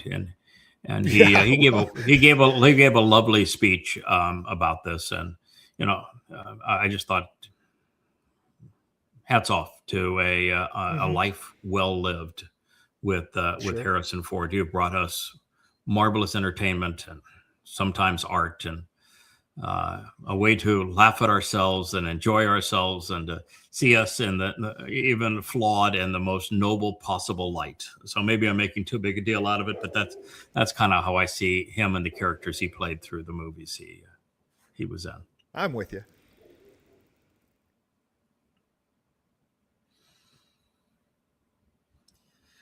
Oh yeah, this professor was trying to demystify Iran, and he was speaking of literacy. So he wanted to say, the new regime is better than the old regime with the Shah. And no, they're not better than the old regime with the Shah. But he was saying to say that, here's an example. Literacy in Iran prior to the Ayatollah returning under the Shah, he claims was in the mid 30s, maybe high 30%. I don't know if that's true or not. My guess is not. It was slightly better than that because I think that Iran at the time was probably the most liberal of the Islamic countries in the region. And that you look at prosperity and the Persian culture, and that literacy was probably twice what he claimed. But he claims it was in the high 30s and that now it's in the 90s. And I wouldn't have any quarrel with the fact that literacy is in the 90s in Iran. But that was his justification that say, okay, we're not so bad. But my point was, then you brought the rebellion upon yourself because you cannot be an informed Muslim. If you are literate as a Muslim and you read that Quran, you will realize it's the worst book ever written. It is grossly immoral. It's grossly repetitive. It's grossly inaccurate. It is horribly plagiarized. It's the worst book ever written by any standard. Plagiarism, morality, historical insights and accuracy. It's a jumbled mess. It doesn't have chronology, and it's not even presented in context. There is no order to it.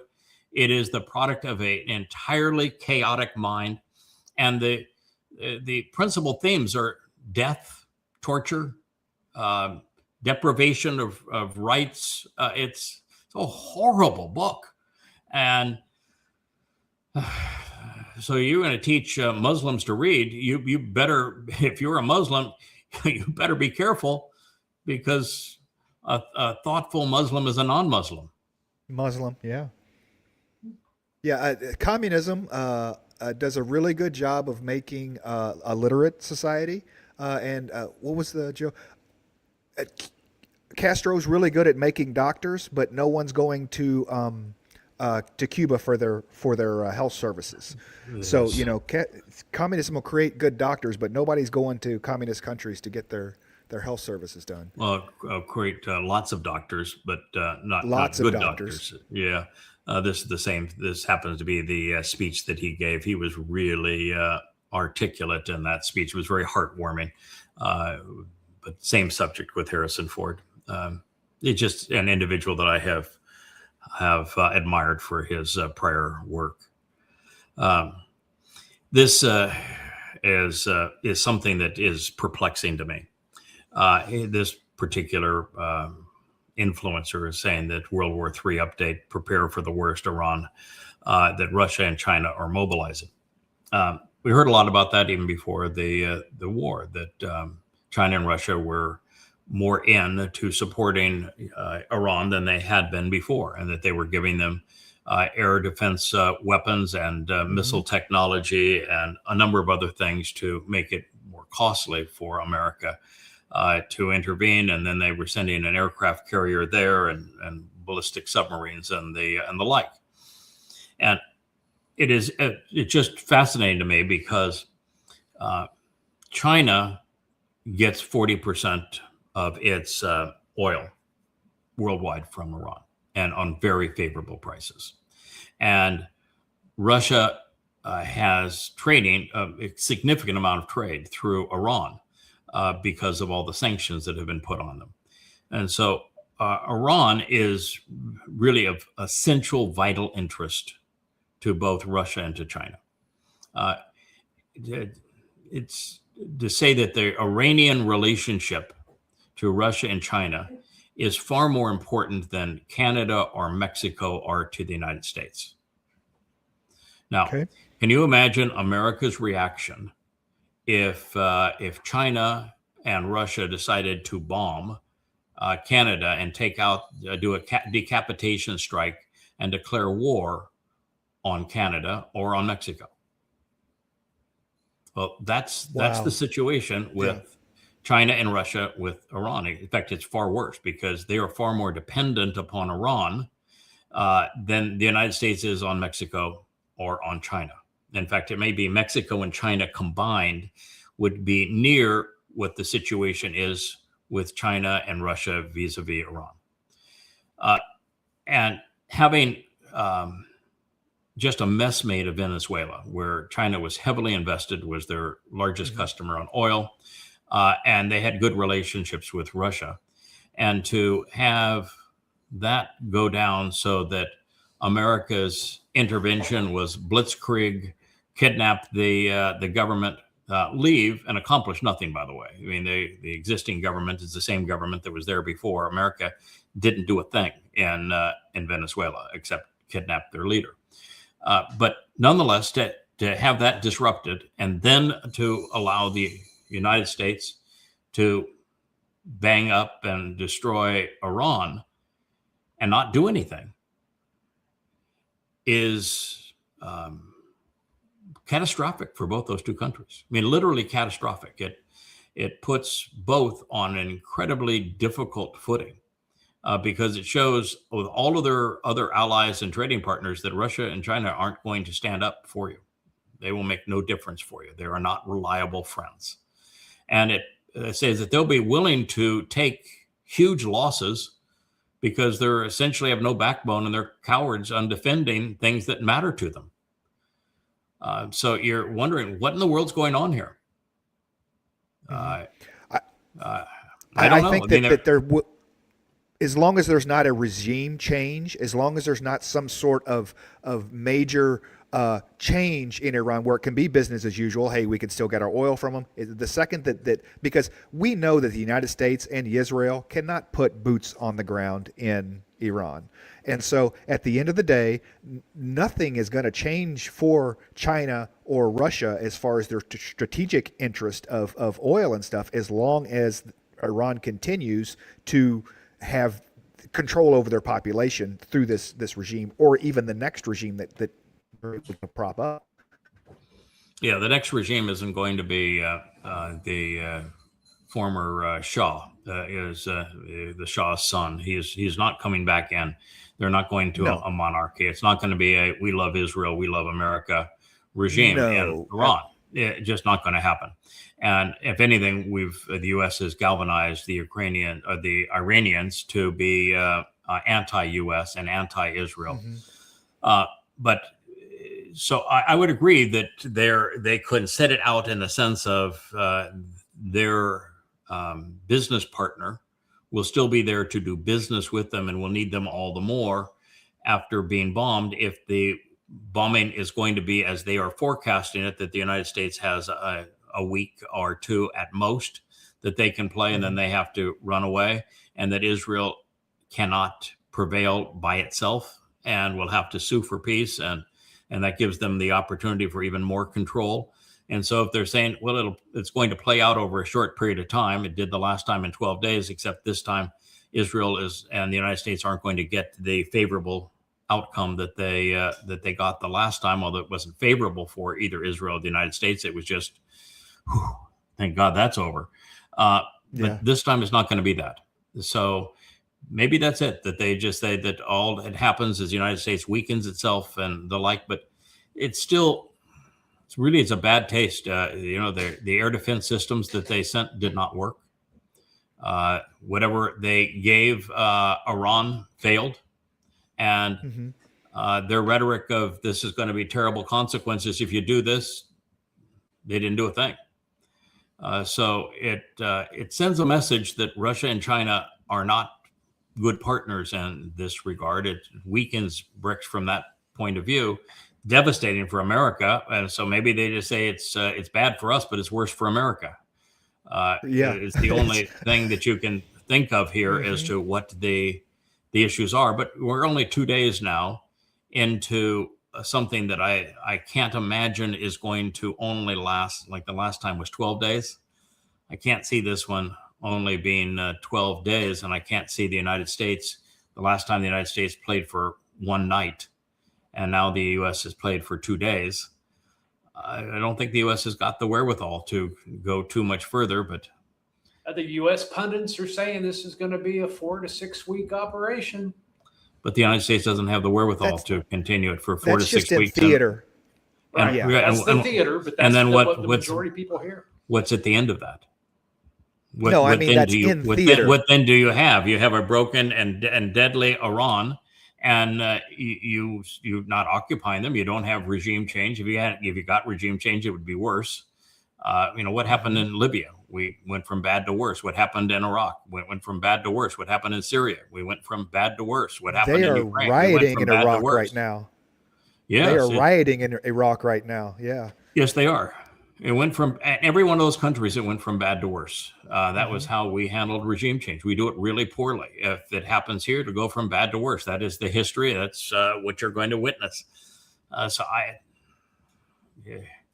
You don't see it. But then, we also know that we're 80 days from the time of trouble.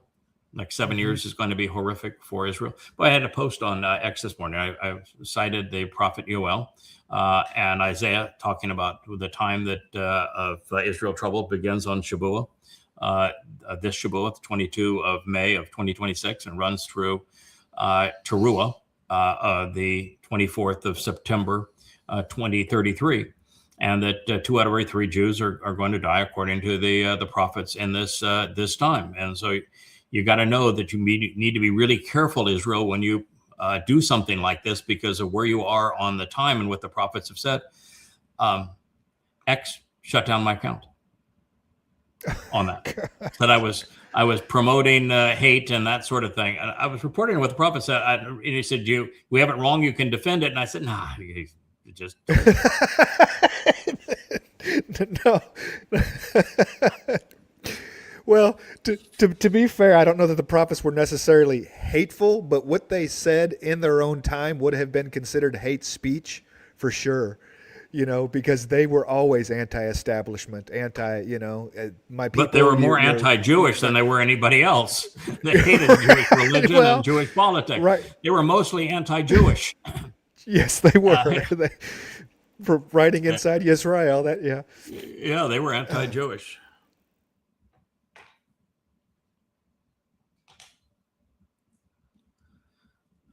Truth is unwanted. Yeah. Oh, yeah. It says that humans crave honesty until it goes against their perceptions. And no, I don't think that's true. Actually, I actually am convinced that it's the opposite. I think humans want to be lied to.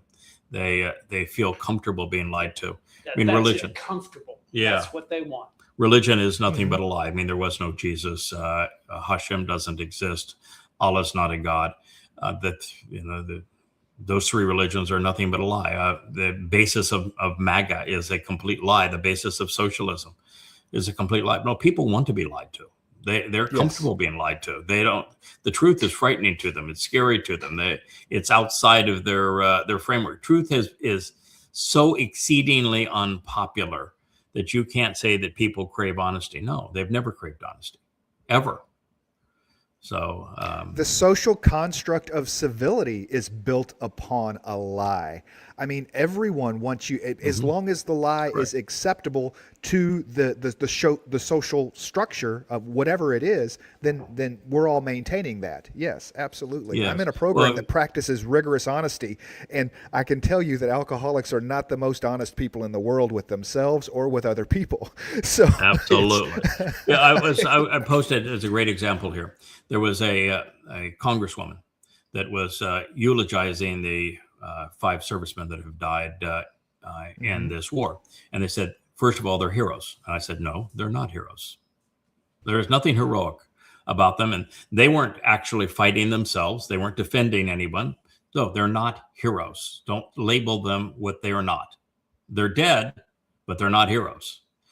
Second was that they were fighting to defend America. No, they weren't. Iran wasn't attacking America. They weren't defending America. They were defending Donald Trump, perhaps from the Epstein files, but they sure as hell weren't defending America. Don't lie to people. And then it says that God bless them. No, leave God out of your political and religious delusions. He is anti-religious. He is anti-political, and he's opposed to your wars. So no, there's no God involved in this. There's no heroes here. There's no defending America here. What we have is 5 people that are dead because Trump's a jerk. But it makes us feel comfortable and cozy that we can all say the nice words and then move on with our lives. How dare you say that you want to give comfort to their families and they gave their great sacrifice to your country? No, they didn't. They volunteered to be in the military. What a stupid decision. I mean, utterly stupid decision. And they were based someplace in a hellhole in the Islamic world, thinking they were defending America in an Islamic country. No, they're defending that Islamic country and defending the wealthy that make money on trading oil. Always follow the money. Yeah. Oh, that's what they're doing. Those things. those things work on a recruiting poster, and then after a serviceman is in the service for any amount of time, they come out of that realizing, man, I know it was in the GI Bill, whatever I VA benefits, whatever crap I can get out of it, and then gone, because they know they're not. Yeah, they know they're not serving any sort of American ideology anywhere they go. Yeah, a lot of them will try to fool themselves so they don't feel like their lives were so worthless. They want to paint themselves as heroes in my service to my country and all this. It's just total nonsense. It's there is nobody in the military that has defended American freedom ever, not ever. It has never occurred. They have fought for a lot of things, but defending freedom of America is not one of them ever. So it's all a lie we tell ourselves to feel good about ourselves and the sacrifice of so many people, but it just isn't true. It's when one of the great lies is the lie of patriotic service in one's military and defending freedom. When it's the least free institution in any country, you join the military, you have no freedom. They completely and totally control you, and the people that control you use you. Yeah, and they're paid. I mean, what happens when someone is paid to go kill someone else? What's the term for that? Mercenary. Yeah. Or assassin.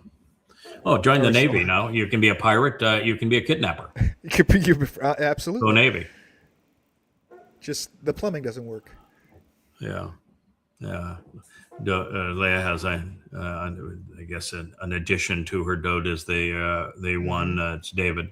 It's where Yawa wrote the lyrics in the 89th Mizmor, and she set them to music. It's actually a beautiful tune. You wanna play this? I can switch it over and we can listen to it. Sure. Give me just a second here. Oh, worded. There we go.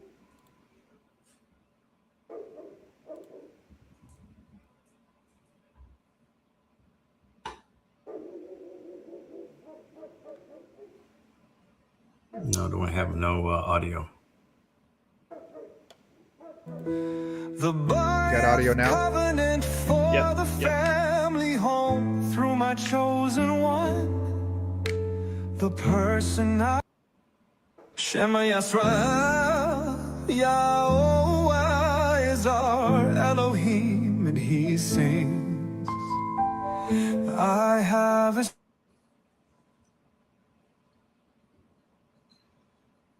Lost the audio. No, we lost audio again. All right. Well, hopefully you have my mic is working. We lost audio again, so let's not try it again. One of the nice things about the music, go ahead and stop it, Kevin, if you could. Kevin, I don't think he can hear us. But the problem here is that the audio worked just briefly, and then the moment you slid away, the audio went away. Fortunately, on all of these music videos, if you go to yadayah.com and you click on the header music, it doesn't have all of the most recent ones. She has written so many here in the last few weeks, but there are many. Yeah. We have a terrible echo now. So you can go to yadayah.com and you can play any one of these music videos. But certainly encourage people to do so. And you can go to any one of the YouTube channels as well, and also listen to them. And this just happens to be a good one. We're nearing a couple of hours there. Kevin will go to another. It doesn't have to be this one. Did you ever see the movie Trading Places? Oh yeah. Dan Aykroyd and who is the Eddie Murphy. Dan Aykroyd and Eddie Murphy.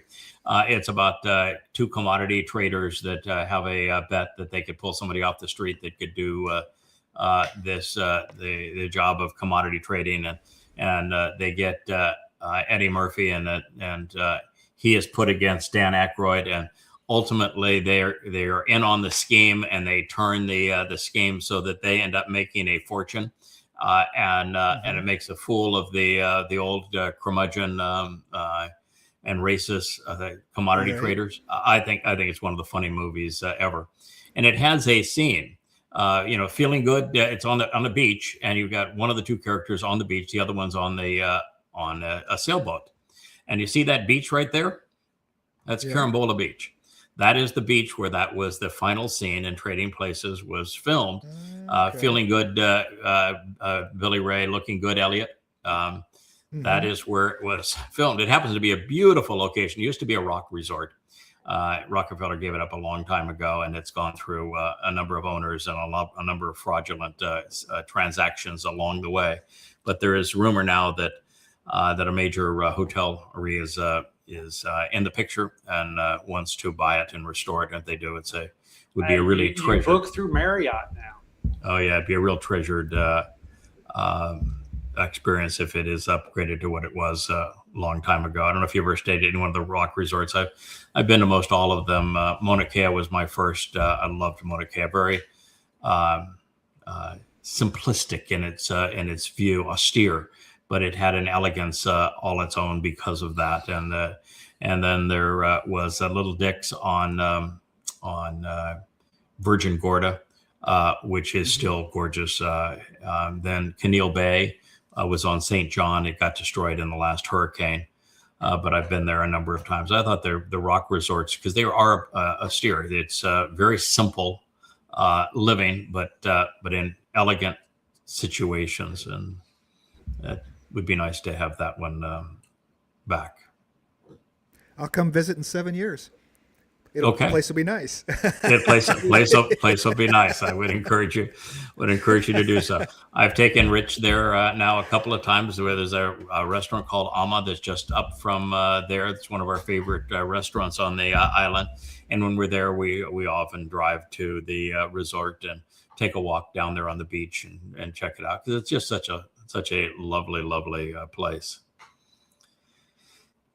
This can be our last post. The Pentagon reported to Congress that there was no sign that Iran was going to attack the U.S. first. What that means is that Trump should be impeached. The U.S. Constitution is quite clear. He does not have the authority to declare war. He does not have the authority to invade or bomb another country. He only can respond immediately if an attack is imminent or has taken place. And even when George Bush, who I knew quite well personally, didn't like him very much, but knew him quite well, wanted to invade Afghanistan and then Iraq, he went to Congress, got congressional approval for doing the stupid thing of making a bad situation worse. And here Trump didn't even bother. He knows what the Constitution says, that he does not have the right to do that. And yet he did it anyway. But the very fact that the Pentagon has confirmed, there was no credible threat that Iran was going to attack the United States. They have no even means to do so. No, you can't do what he did. It's unconstitutional. He is not a dictator. The United States has a constitution. You have to act within that constitution. It's what threw Elon Musk away with his Doge experiment. He wanted to cut government spending through the executive office, but the executive office doesn't have authorization to do so. That spending is controlled by Congress, and he didn't work with Congress. And authorization for war has to come through Congress. He didn't go there. And as such, what he did was unconstitutional, and there has to be a consequence for those things. Well, I don't think so much for the generals that, so much for the generals that not to follow unconstitutional orders or anything like that. We're just following orders, boss. That's getting paid on the way. That's getting paid. When he had that meeting with the generals where he said, you can go along with me and keep your job or not, and I will fire you. And he said, we're going to use you in America's streets. I'm going to deploy you against enemies in America, which he defined as Democrats. And here's an unconstitutional war, and they went at it. What I said at the time when that meeting took place, I said, I'd be surprised if 10% of them resigned. There was 800 there. That would have been 80 of them. There were 4. Four. Half of 1%. Not good. 4. And what I said, that the reason I thought so few would resign is that being a general is really a cushy life. I mean, you get a butler, you get a driver, a chauffeur, you get, you fly around in G5s. You have luxury housing provided by the government. You've got all manner of staff that support your every need. You get paid a lot. And if you get up in the rank of past brigadier general, and particularly if you become a 4-star, the retirement package not only is a big retirement package from the military, but they're paid millions to lobby on behalf of companies that make weapons to get defense appropriations. It's a big gravy train. And so they don't want to give up the Raytheon, Boeing. Yeah. They don't want to give up the gravy train. That's exactly right. Because Americans have this misguided notion you should respect somebody who's worn the uniform, particularly if they moved up through the ranks, and they turn it into a gravy train. And they didn't want to, personal selfishness was more important to them than the Constitution. There's only 4 of them that resigned as a matter of character and conscience. Yeah. So that's where we are. And the most important thing I wanted to convey is that, Israel, dearly love Israel. Will lay down my life for Israel. I have received thousands and thousands of death threats for having exposed Islam as the greatest force against Israel. And all of that, that roaring lion there, that's actually symbolic of a character that's predicted in prophecy that takes down Rahab, who is Donald Trump, on behalf of Israel. So I'm all in for Israel. I've written 35 books. I've dedicated the last 25 years of my life to supporting Israel. And yet, just like Yahweh, I'm also very critical of Israel. And I'm critical because Israel has been belligerent towards God for a very long time and has trusted their rabbis for the past 2,000 years. And the rabbis have done nothing but feast upon the Jewish wallet. And they are exceedingly counterproductive. They created Christianity, they created Islam, they manufactured Israel's external enemies, and they have manufactured Israel's most vicious internal enemy, the religion of Judaism itself, equating Judaism with being a Jew. It's devastating. And then you have Jews being the most aggressive Marxists and socialists in the world. And in Israel, it's a house divided with 20% on either side of that coin, and it's not sustainable. And when you see these two opposing forces, both of which are completely wrong, and then you have this leader in the middle of it that is so afraid that he's going to be convicted of all manner of fraud, Netanyahu, who is put Israel in an impossible position. I mean, his response to his own negligence on October 7th was to destroy Gaza in a never-ending war, and it's still not over. And he's isolated Israel from the world based upon the destruction of Gaza. It was foolish. October 11th should never have happened. There was no reason, with everything that was known about what was going to happen, for that to have even occurred. And once it did, it should have been nipped in the bud in 30 minutes, not 12 hours later. No one should have been hauled back to Gaza. It should have been impossible. That second wave should not have been able to enter. The third wave should not have been able to enter. The majority of the combatants should not have been walking in tinny rompers. It just should not have occurred. And then for the leader of the country that allowed it to occur to still be there and devastated, destroyed Gaza, turning the world against Israel, putting Israel in a position where it only has one ally, and that ally is Rahab, the satanically inspired great betrayer of Israel. And he had a speech today where he's saying, we're going to hit Iran like they've never been hit before. It's going to be the most amazing bombing, the greatest bombing ever before. He was sounding like a baby Trump. Mm-hmm. And he is now, a vassal of the U.S., and yet he's portrayed as making Trump his bitch. The world wants to say that he owns Trump. Right. And yet he is a vassal of Trump. Mm-hmm. It's so repulsive what he has done, and how he keeps his position of power because of the blood-sucking parasitic rabbis. I'm just repulsed. And then to realize that the majority of Israelis wanted this war that has a 0% chance of success. And it's going to be so destructive to them and destroy what little credibility they had left in the world. It's just to lay it on the line. You are 80 days from the time of Israel's troubles, and the prophets are quite clear. It's going to be the worst time in the history of the Jewish people, and it's going to last 7 years, and it won't be over until Teruah of 2033. And that the rabbinic calendar of Maimonides and his sanctification of the moon theory and his love for the Islamic number 19 is insane. You're 197 years off.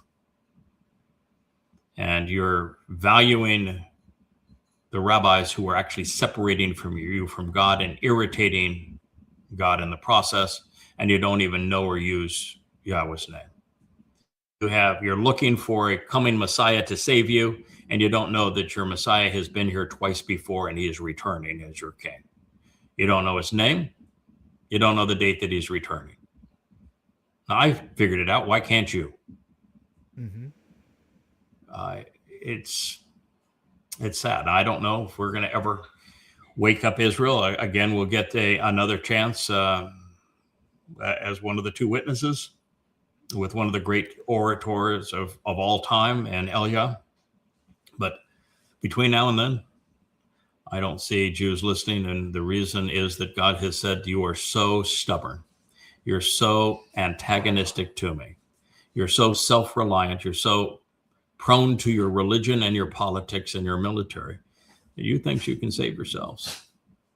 Well, it's going to take them being put in a position where they know they have no friend in the world, that their IDF can't save them. Their politicians cannot save them. Their rabbis are destructive to them. And that there is no one outside of Israel they can look to, and no one inside of Israel they can trust. And only then is the last option. Well, yeah, we'll be appealing to them. Sad. God deserves better than that. I understand rock bottoms, so I know that's exactly what Israel will have to come off of, each one of them individually, before they can say their God's name, Yahweh, and then start their way back. So happy to be here to be a part of that, and hope that we have a larger audience and outcome than I expect. I want to be wrong about this. I want to be in the tens of thousands. Because that number is feasible. That number is feasible. Well, I want to be wrong. Yeah, I think that for the Shavua harvest, you're absolutely wrong. It's not going to happen. But which means I think you're right, because that's what you think is true. Yes. I think for your Shavua harvest, I think you're absolutely right. You're not going to be proven wrong. For the Teruah gleaning, we'll see. It's going to be a very different set of circumstances. Speaking from the Temple Mount and not needing any social media, because our message will be beamed to everybody around the world, and we'll have supernatural support. So it's a different circumstance. And when God brings the remnant that are dispersed around the world into Jerusalem for the express purpose of having them benefit from the sacrifice of the Adam of Parah on Teruah in 2033, that's his doing. And it's every Jew in the world can qualify, so long as they're not overtly religious or tragically political or conspiratorial or anti-Semitic or any of those kinds of things. If they're workable, they'll be given a chance. And I think that could be in the tens of thousands. Absolutely. Could be in the tens of thousands. However, the more I'm exposed to people, the more I'm exposed to Yahweh, the more I've come to recognize that Yahweh doesn't want a crowd. That idea, I hope there'd be tens of thousands, is alien to his mindset. Mm-hmm. As we have learned about God's ability to keep his people in plan, on pace throughout the millennia, and how he just ultimately says, I found this guy, I like him, I can work with him. I found this other guy over here, I like him, I can work with him. And then this guy over here, and there's a woman here, I like her too. It's really a small group of people. And then ultimately I'm going to surround them with a team and a family that can get things done. But, that's a score of people, maybe a little more. It's pretty obvious to me that God's not planning for a big family. He's quite content with a small number of wonderful people. And if you're going to be among those that he's going to trust to empower beyond being a physical person stuck in a physical body, and you're going to be empowered past the fourth, fifth, and sixth and into the seventh dimension and all of the responsibility and opportunity that goes with that, then you need to know that God's going to have to trust you with that. And for him to trust you, you're going to have to get to know who he is. You have to show him that you're observant. You're paying attention to what's going on. And 99.9999999% of the world is not. You have to show him that you're willing to pay attention to his conditions for his covenant, which means you can't be religious or political. And 99% of the world is either political or religious. You can't be either of those. You can't be conspiratorial. If you have any affinity for any one of those three things, no, you're not acceptable.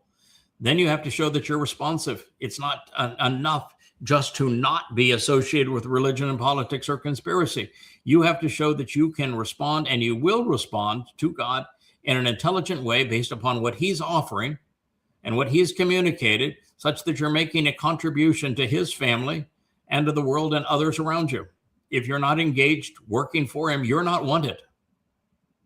Mm-hmm. And then you have to prove that you're reliable, that you're dependable, that you're like, remember when I said I like the character that Harrison Ford plays with Indiana Jones and Han Solo and the others, where he is the lovable rogue that everything is wrong.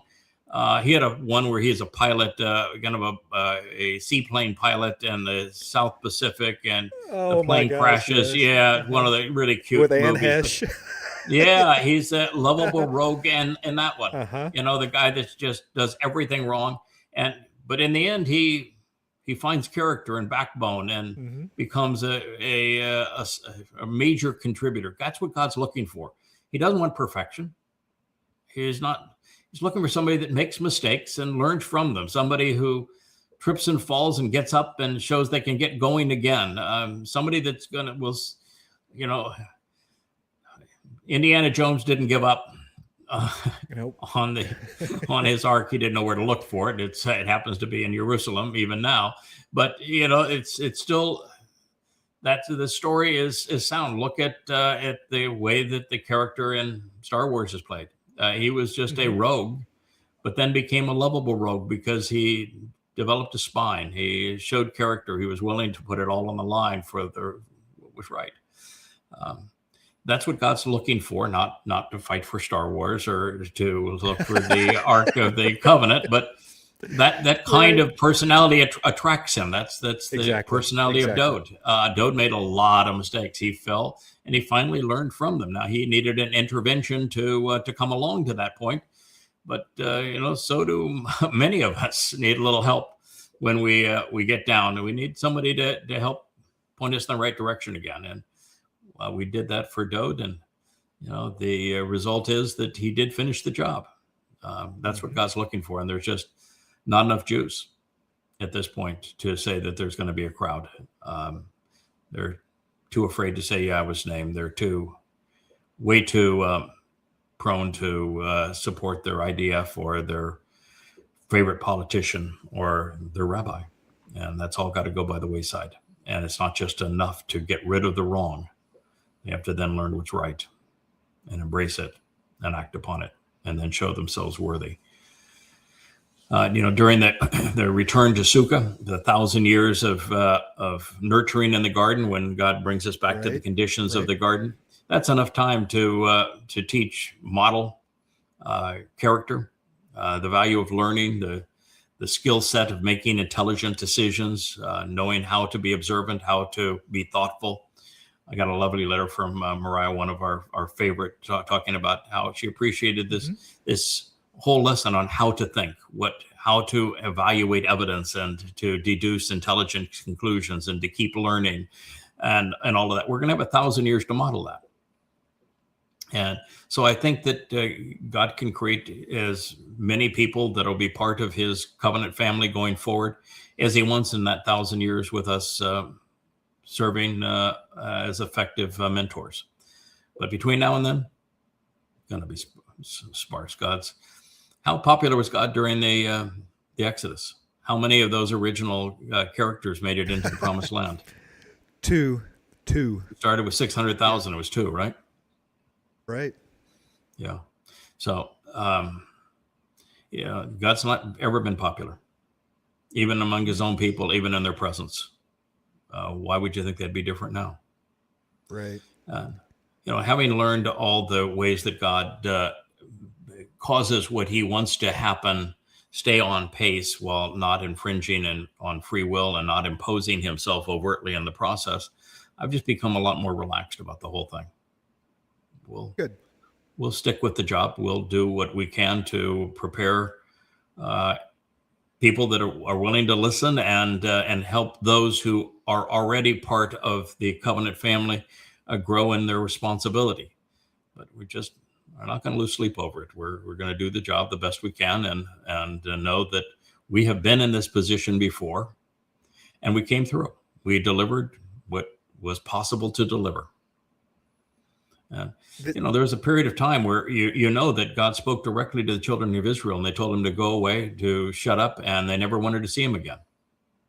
Now he's considerably brighter than you and me and more articulate, right? More imposing, has a much better resume than you and I do. And yet his own people in his presence told him to shut up and go away. They never wanted to hear from him or see him again. Why would you expect that we're going to have a better result than that? Sure. Absolutely. I don't think we could. I don't think we're going to. Yeah. I see this as the third quarter. We're going to finish this third quarter strong and then come back for a grand finale of fourth quarter where everything works out, so.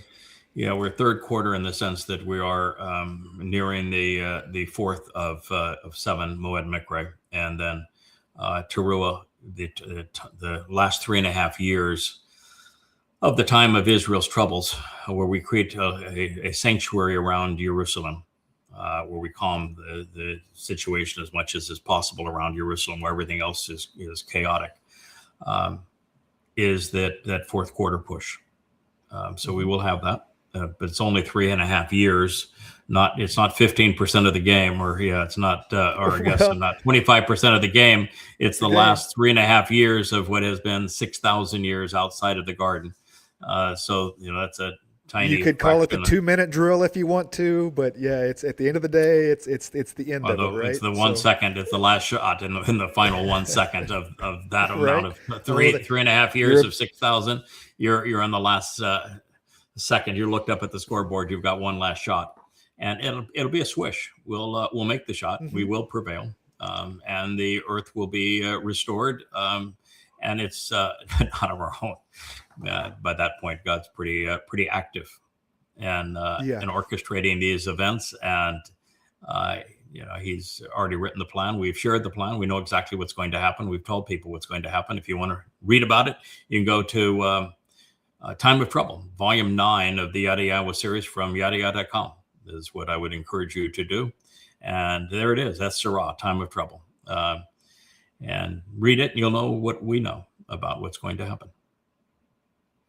Well, thank you, Kevin. I appreciate you doing this. Thank you, Rich, for bringing us all together and chiming in. We'll try to do another program maybe late today. We'll see how that all works out for us. But thank you for being willing to do this, Kevin. I know this is not the easiest program, but I just got to sit here and scroll. Well, and comment and deal with me, and that's sometimes a handful. Yeah, I'm not sure that I've earned the lovable part of the rogue yet, but we're working on it. We're all works in progress. Mm-hmm.